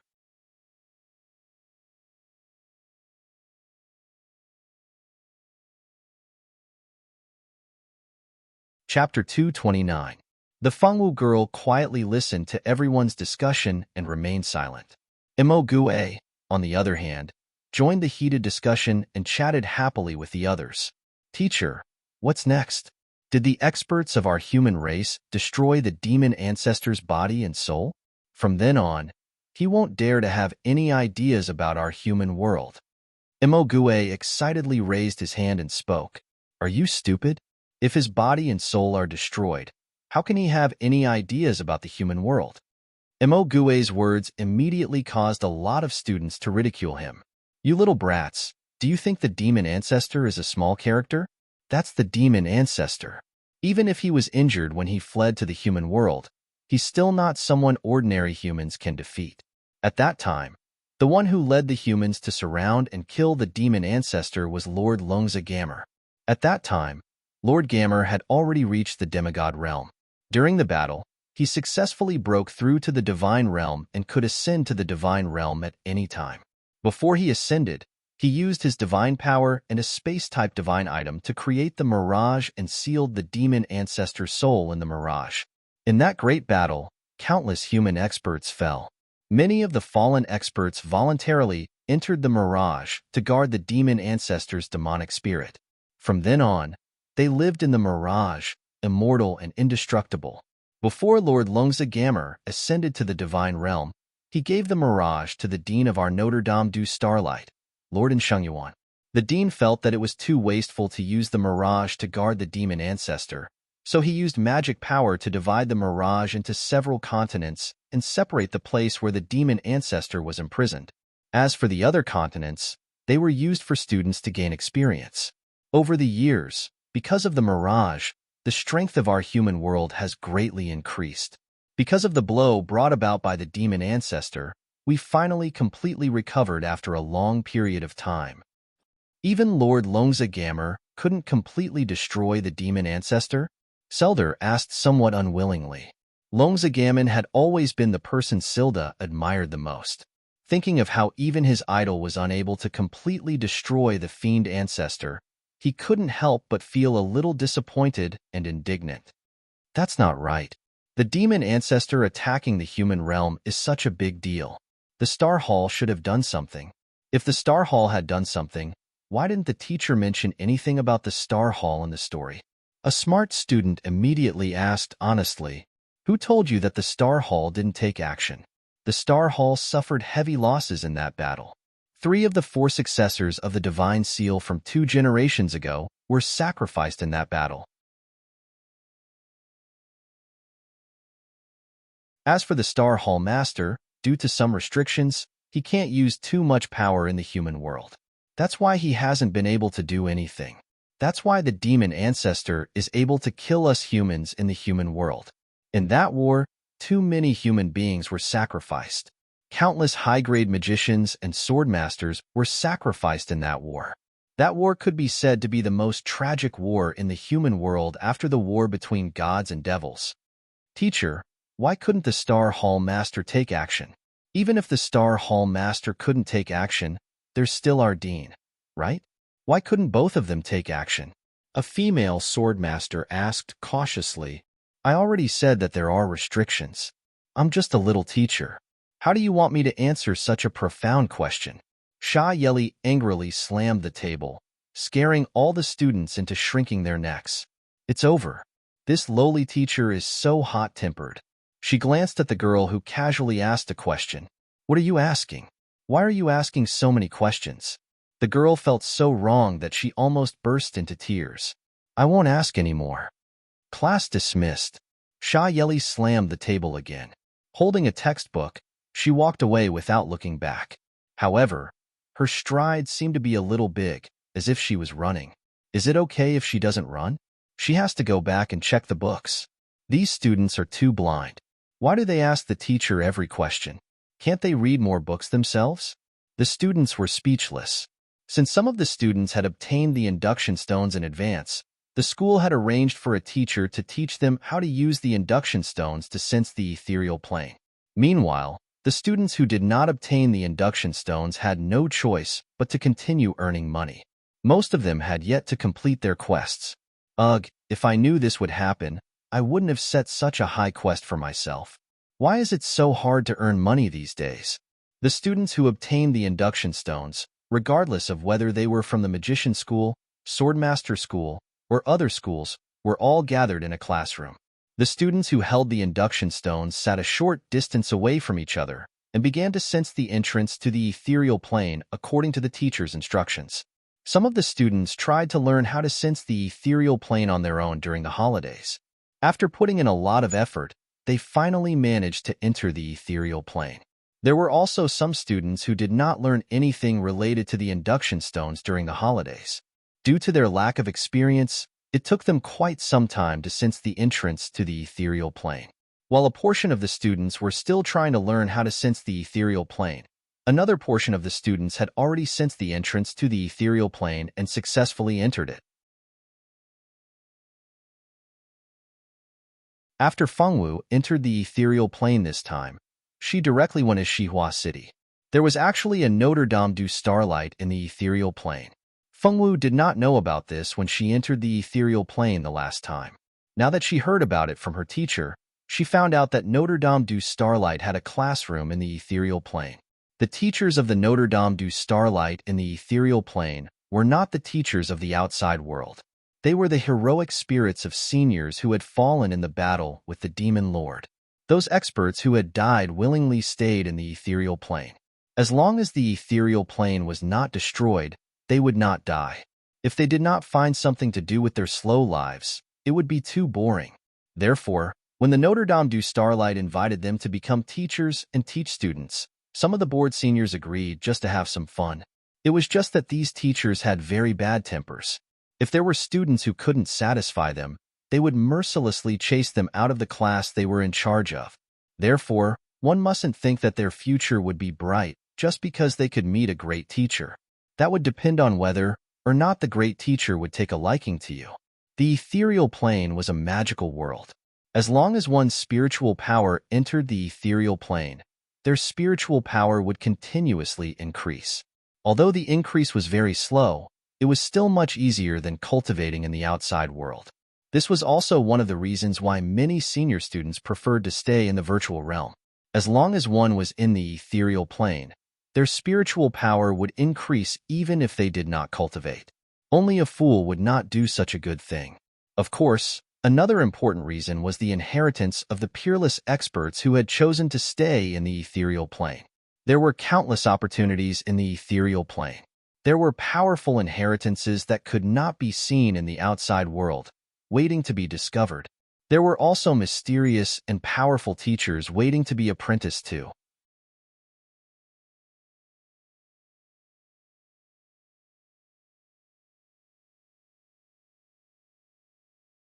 Chapter 230. In short, as long as you entered the mirage and had a little bit of luck, even if you couldn't ascend to the god realm and become a god, you could at least become a sword saint. The powerful inheritances in the mirage didn't just attract the students of Notre Dame du Starlight. Many aristocratic families and members of the royal family were also attracted by the powerful inheritances. The mysterious mirage attracted countless young experts, and everyone wanted to be the next lucky person to obtain the powerful inheritances. However, with so many people entering the ethereal plane every day, how many of them could actually obtain the inheritance? The inheritance was also selective. It was not like any random Tom, Dick, or Harry who entered the ethereal plane could casually give a bun to a beggar at the entrance of a village and obtain clues about a mysterious sect or a divine artifact, just like how it was written in online gaming novels. According to the teacher, the Notre Dame du Starlight in the Mirage was located in Xihua City, and what they needed to do was to report to the academy in Xihua City. Fengwu found a kind-hearted auntie and asked for directions. The auntie told Fengwu the location of the Notre Dame du Starlight. After walking for about 15 minutes, they saw a school that looked exactly like the Notre Dame du Starlight in the real world. There were already a few familiar-looking students at the school gate. These were the students who were in the same classroom as Fengwu. This time, there were only about 20 students who had successfully entered the Mirage, and they were led through the school gate by the teacher. The first thing they had to do after arriving at the Notre Dame du Starlight was to take the class assignment test. Teacher, are you kidding me? This is our first day here, and we haven't even learned anything yet. Isn't this too difficult? A boy from the Swordmaster department yelled. That's right, teacher. It's too difficult. Can you let us go and read a few more books before we come back? Teacher, please let us go. If they had known, they wouldn't have gone out to play during the holidays. It would have been better to stay at home and read a few more books. All right, we won't be testing theoretical knowledge. We'll be testing actual combat. The teacher didn't know whether to laugh or cry as he looked at the group of begging students. Phew, that's good, that's good. The boys patted their chests. As long as it wasn't theory, anything was fine. No way, teacher. This is too unfair to us girls. The pretty girls from the sorcerer department couldn't take it anymore. The girls from the sorcerer department didn't have any advantages when fighting with others in the early stages. If they really fought, how could they be the opponents of those animals from the Swordmaster department? SK, you girls from the mage faculty are too useless. If you're so afraid of death, just go home.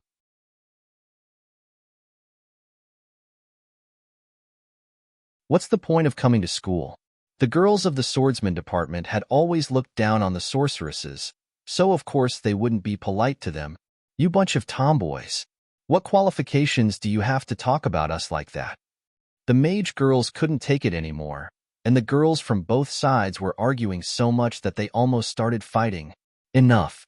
Do you still have any respect for me as your teacher? You should learn from this student. Look at her. She's been standing there obediently and not causing any trouble. Unlike you, you dare to quarrel when the teacher is still here. When the teacher spoke, he looked at the Fengwu girl with a praising gaze. She was the only one who hadn't spoken out of all the girls present. After seeing how powerful those girls were, the young teacher suddenly felt that these quiet girls were so cute. Mage girls, who is this person? I think she's from the Swordmaster department. She's purposely not speaking to make her presence known in front of the teacher. She's really scheming. Swordmaster department girls, who is this person? I think she's from our Swordmaster department.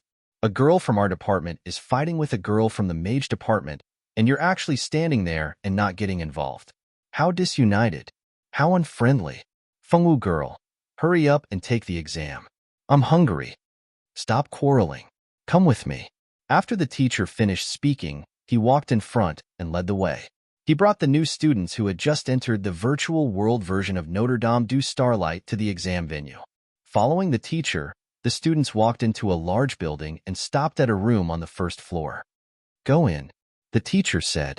The students opened the door with some curiosity and hesitation. They walked in one by one, with the teacher at the back. There were 4 large doors in the room. Each door looked exactly the same. On the door, there was an introduction to each room written in the common language of the continent. Do you see that? Behind these 4 doors is your examination hall. The content of each door is different. The first 2 doors can only be chosen by the students of the Mage Major, and the last 2 doors can only be chosen by the students of the Swordsman Major. The 4 doors represent 4 different teachers.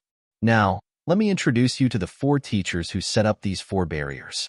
The first is the legendary mage, Saint Lord Niger from thousands of years ago. Lord Niger is an extremely powerful dual-element mage, saint of fire and wood. Lord Niger is best at combat magic. In the future, if you want to become a combat mage, you can choose the first door. The second teacher is also a warlock saint. It's just that this teacher doesn't major in combat magic, but in support magic. I believe many people have heard of this teacher's name before. She's the female warlock, Saint Marigere, whose life is filled with legends.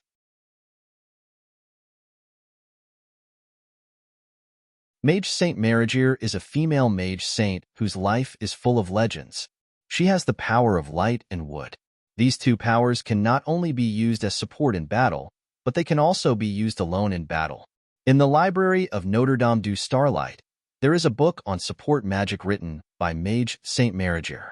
In the future, if you want to become an outstanding support mage, you can choose the second door. After the introduction of the 2 teachers, it immediately caused the students to discuss in low voices. Most of the boys chose the first door, while most of the girls chose the second door. The third teacher is a sword saint. I believe all of you are familiar with his name. He is a peerless master of both magic and martial arts, the heaven-extinguishing sword saint. It's actually the heaven-extinguishing sword saint. Oh my God, are we dreaming? He is a legendary figure from thousands of years ago. So he also fell in that great battle.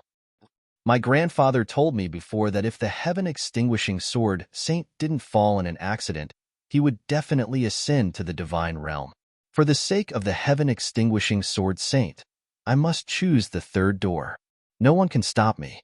I will fight whoever tries to stop me. SK, who has the time to stop you? Don't block the third door. Okay? You are blocking my way. I must be the first to rush in for the exam later. Hearing the name Heaven-Extinguishing Sword Saint, many students went crazy. The Heaven-Extinguishing Sword Saint was a true peerless sword saint. Legend had it that he was the existence closest to the sword god.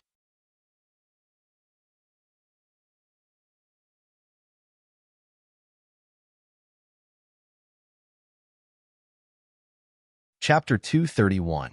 As long as they could stay by his side, even if they only learned a few moves, they would definitely not be bad in the future. Even if they were bad, they would still be able to become a legendary swordmaster. The students of the swordmaster department could not help but fantasize about their legendary lives after becoming the disciple of the heaven-extinguishing sword saint. The 4th teacher is a female sword saint. People call her the soul-snatching sword saint. Many people don't know her real name, including me. However, even Lord Longzagamer praised her strength back then. As for how strong she is, I'm not sure either. There are too few legends left behind by the soul-snatching sword saint. Other than people of the same generation as her, I believe that not many people know about her. Therefore, I can't give you more introductions. You can all choose according to your own ideas. This is too irresponsible. I don't know if this explanation is powerful or not. I still insist on my opinion. Choosing the heaven-extinguishing sword saint is definitely not wrong. Me too. I'll choose the heaven-extinguishing sword saint. We'll choose the heaven-extinguishing sword saint too. Teacher, is the difficulty of the assessment behind these 4 doors the same? What will happen if we can't pass the assessment? A female mage asked timidly. Yes, what if they couldn't pass the assessment? After being reminded by this young mage, everyone woke up from their dreams of being able to learn from the warlock saint. Teacher, if we can't pass the assessment, we should be able to retake the assessment, right? A male mage asked weakly. This time, the swordmaster department did not laugh at the cowardice of the mage department. They did not have confidence themselves. It was obvious that the assessment set by a warlock saint was not simple. Retake the assessment. Dream on. If you can't pass the assessment, you can go to an ordinary class and have a chance to become the disciple of a warlock saint. Every student only has one chance. If you can't pass the assessment, you won't have another chance. Of course, if your performance is outstanding enough in the later stages, you still have a chance to be accepted by a warlock saint, although this chance is almost non-existent. Hearing this answer, the scene was instantly filled with grief. So there was only one chance. If they succeeded, they would die trying. Teacher, other than these 4 teachers, are there any other teachers we can choose? If they chose a less difficult one, their chances of passing the assessment would be much higher. There is another teacher who is a demigod. Back then, he was only half a step away from becoming a true god and ascending to the divine realm. That teacher also set up an examination venue. Do you all want to go and try? The teacher looked at the students coldly and said. The students looked at each other and blinked in disbelief. Demigod?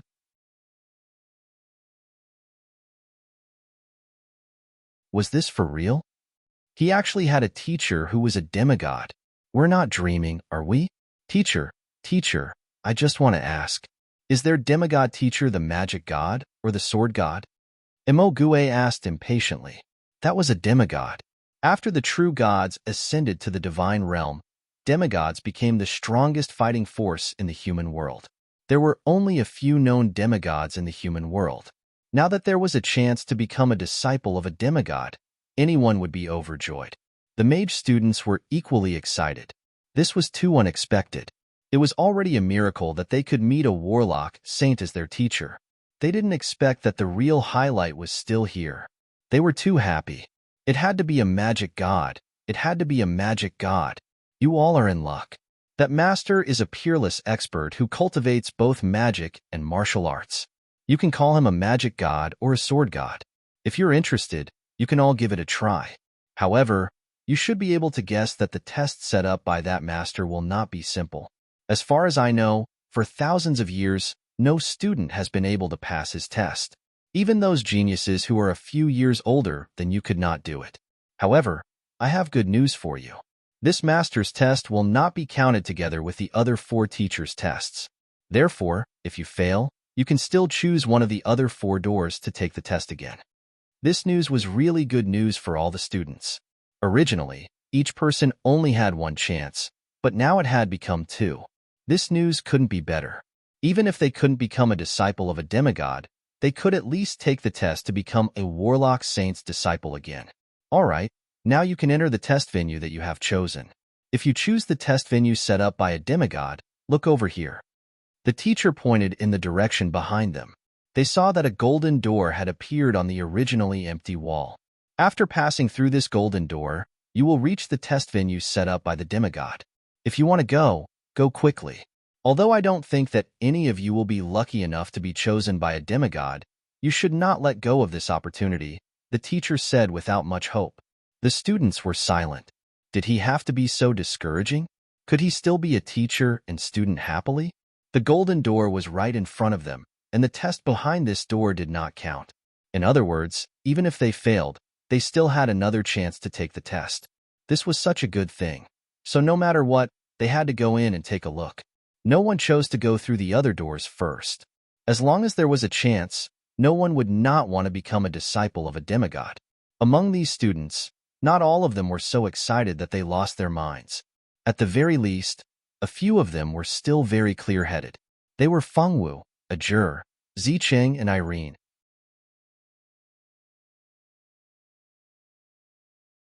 Fengwu did not think that becoming a disciple of a demigod was a big deal at all. Because she did not feel anything, she was not excited. Ajur had already received the recognition of the seal of Xia of the 4 god seals. He had already received the best. Naturally, the other inheritances would not be able to catch his eye. As for Zicheng, it was because she had the favorability system. With the system in hand, as long as she had enough favorability, there was nothing that she could not exchange for. Although she also wanted to be recognized by a demigod and be accepted as a disciple, she would not lose her mind for such a small benefit. Among the 4 of them, Irene was the most confused. Irene's mind was in a mess, but it was not because of the excitement of hearing that a demigod was going to accept a disciple. The reason for her confusion was very simple. It was because, in her memory, the female lead Zicheng had never participated in any demigod's disciple test. In the novel, there were only 4 doors to choose from. Zicheng had chosen the first door and became the disciple of a powerful combat sorcerer as a woman. But now, the content of the test had not changed. Instead, there was an additional test for a demigod's disciple. Where did this demigod come from? Could it be that he was also a transmigrator? Irene had many guesses in her mind, but she could not confirm which one was the closest to the truth. She took a few deep breaths to sort out her chaotic thoughts. She had to calm down. After all, this was not the first time the plot had changed. How many times had it been? She had to get used to it. She could not be distracted by such a small matter.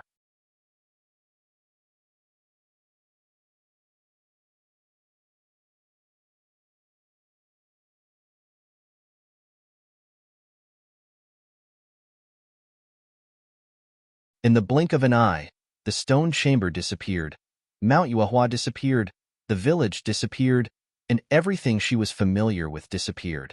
Feng Wu found that she had arrived at a huge square. All the people who had come to participate in this assessment were gathered in the square. Feng Wu didn't have time to look at the surrounding environment when a familiar voice sounded. Feng Wu had heard this voice since she was young in her previous life. She was simply too familiar with this voice. Welcome to this place. You should have seen the scene just now. Now, answer a few of my questions. If you can answer all of my questions correctly, you can become my disciple. An elegant and peerless voice suddenly resounded in the sky above the square. The square descended from the sky, and one could see a large expanse of the sky. There was not a single person in sight, and no one knew where the person who called himself by Lien Feng was standing and talking to them. The students looked at each other in dismay. Their eyes were filled with surprise and excitement. It was finally going to start. Great. Quickly ask. We will definitely answer well. First question, what is the name of the village that you saw? Second question, what is the name of the big yellow dog at the entrance of the village? Third question, what is the name of the mountain outside the village? Fourth question, who is your favorite person? Fifth question, who am I? What kind of question was this? Were all demigod-level experts so unpredictable? What is the name of the village? What kind of question is this? How would I know? Is that big yellow dog called Big Yellow? Someone guessed. I don't know. I can't answer a single question. Someone had already given up. Could it be that this Lord doesn't intend to accept any disciple, so he came up with this method to make fun of us? Ziqing secretly frowned. Even she couldn't answer this kind of question. She was very doubtful whether there was a standard answer to these questions. Irene, what is going on? What kind of stupid question is this? I can't answer it at all. It seems like I can only give up. Many people shook their heads and sighed in disappointment. The village is called Zhang Family Village. The big yellow dog is called Little Yellow. The mountain outside the village is called Mount Yu. The person I like the most is my master. You are my master. Feng Wu seriously looked at the sky and answered word by word. After everyone heard Feng Wu's answer, they didn't even have time to express their thoughts before they were ejected from the examination room. When they recovered, they had already appeared outside the golden door. What is going on? Could it be that the girl got it right? So many people had been ejected, but the only person who answered the question wasn't among them. It was hard for them not to think about it. It can't be. That examination is too strange.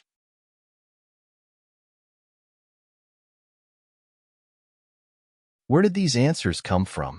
Why didn't I notice anything? Damn, she became a demigod's disciple just like that. Isn't it too easy? At least she should have passed all the tests. Why didn't I have such good luck? She became a demigod's disciple just like that? It's too easy to be a demigod's disciple. The teacher who was guarding outside was very indifferent when he saw them being ejected. However, after hearing the students' conversation, he couldn't stay calm anymore. What are you talking about? Someone really passed. The teacher was so shocked that his jaw almost dropped. After so many years, he didn't know how many batches of students there had been, but there had never been a student who could gain the favor of that Lord. Could it be that his luck was so good today? He actually witnessed that Lord accepting a disciple. Who is it? Do any of you know the successful student? Which one is it? Is it from the sorcerer department or the swordsman department? The teacher anxiously grabbed the student closest to him and shook him with all his might. The unlucky student almost fainted from the shaking. Teacher, calm down, calm down. I'm almost fainted from your shaking. Please spare me. I don't know who that is. I only know that it's a girl. The student who was being shaken said impatiently, "Who knows who that girl is? If anyone knows her, quickly come out and explain." The teacher finally let go of the unlucky student and turned his attention to the other students.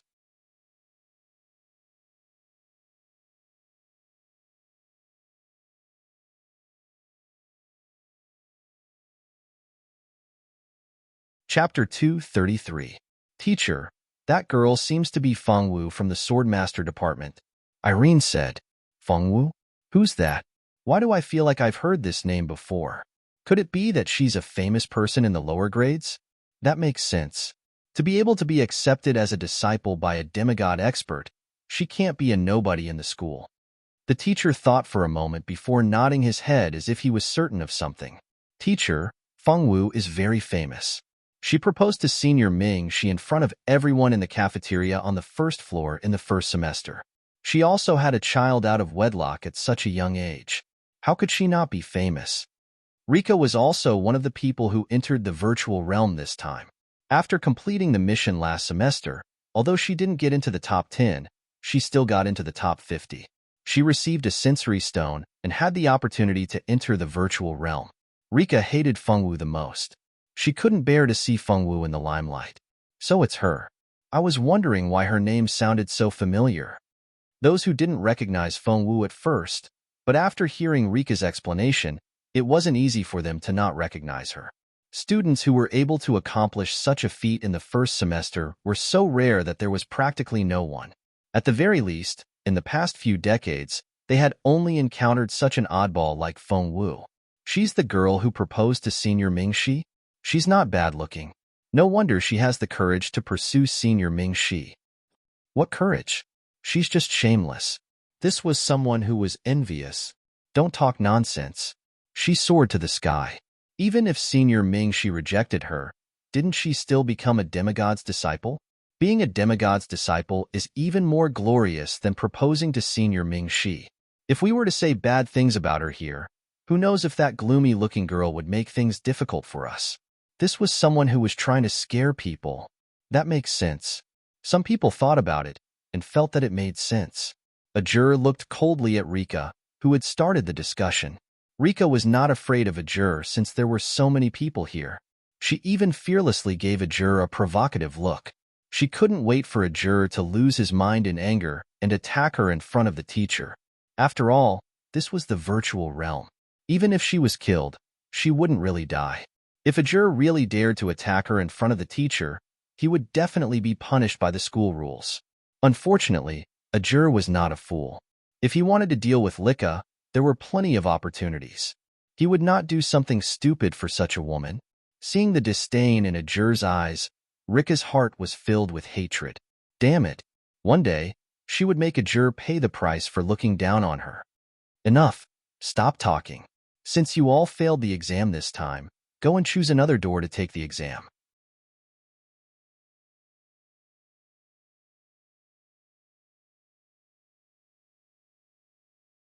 Not bad, but you have to be careful. Don't be fooled by others. Bai Lianfeng knew his disciple's foolish nature. Fortunately, this girl's luck had always been good. She really hadn't been successfully fooled before. He didn't know if it was fortune for fools. I won't be fooled, Fengwu said with certainty. All right, it's good to have confidence, but I shouldn't discourage her. He had clearly traveled through time with his beloved disciple. He didn't expect to be separated by thousands of years. If he hadn't insisted on staying here to wait for his foolish disciple, he was afraid that by the time she came to this world, he would have already ascended to the god realm with Longza Gamer. Fortunately, he had set up this seemingly perfunctory test to accept a disciple. He knew that the only person who could answer his 5 questions was his disciple, Tianlan. For thousands of years, so many people had come to challenge the test, but Tianlan had never appeared. Fortunately, his wait wasn't in vain. He finally met this foolish girl. You're tuning in to the Romance Rendezvous YouTube channel. We're so grateful for your support, and don't forget to subscribe to join us on this incredible journey through captivating stories. Your generosity through donations truly makes a world of difference, as it's the primary source of revenue that allows me to expand and enhance this channel for you. Thank you from the bottom of my heart for being a part of this adventure.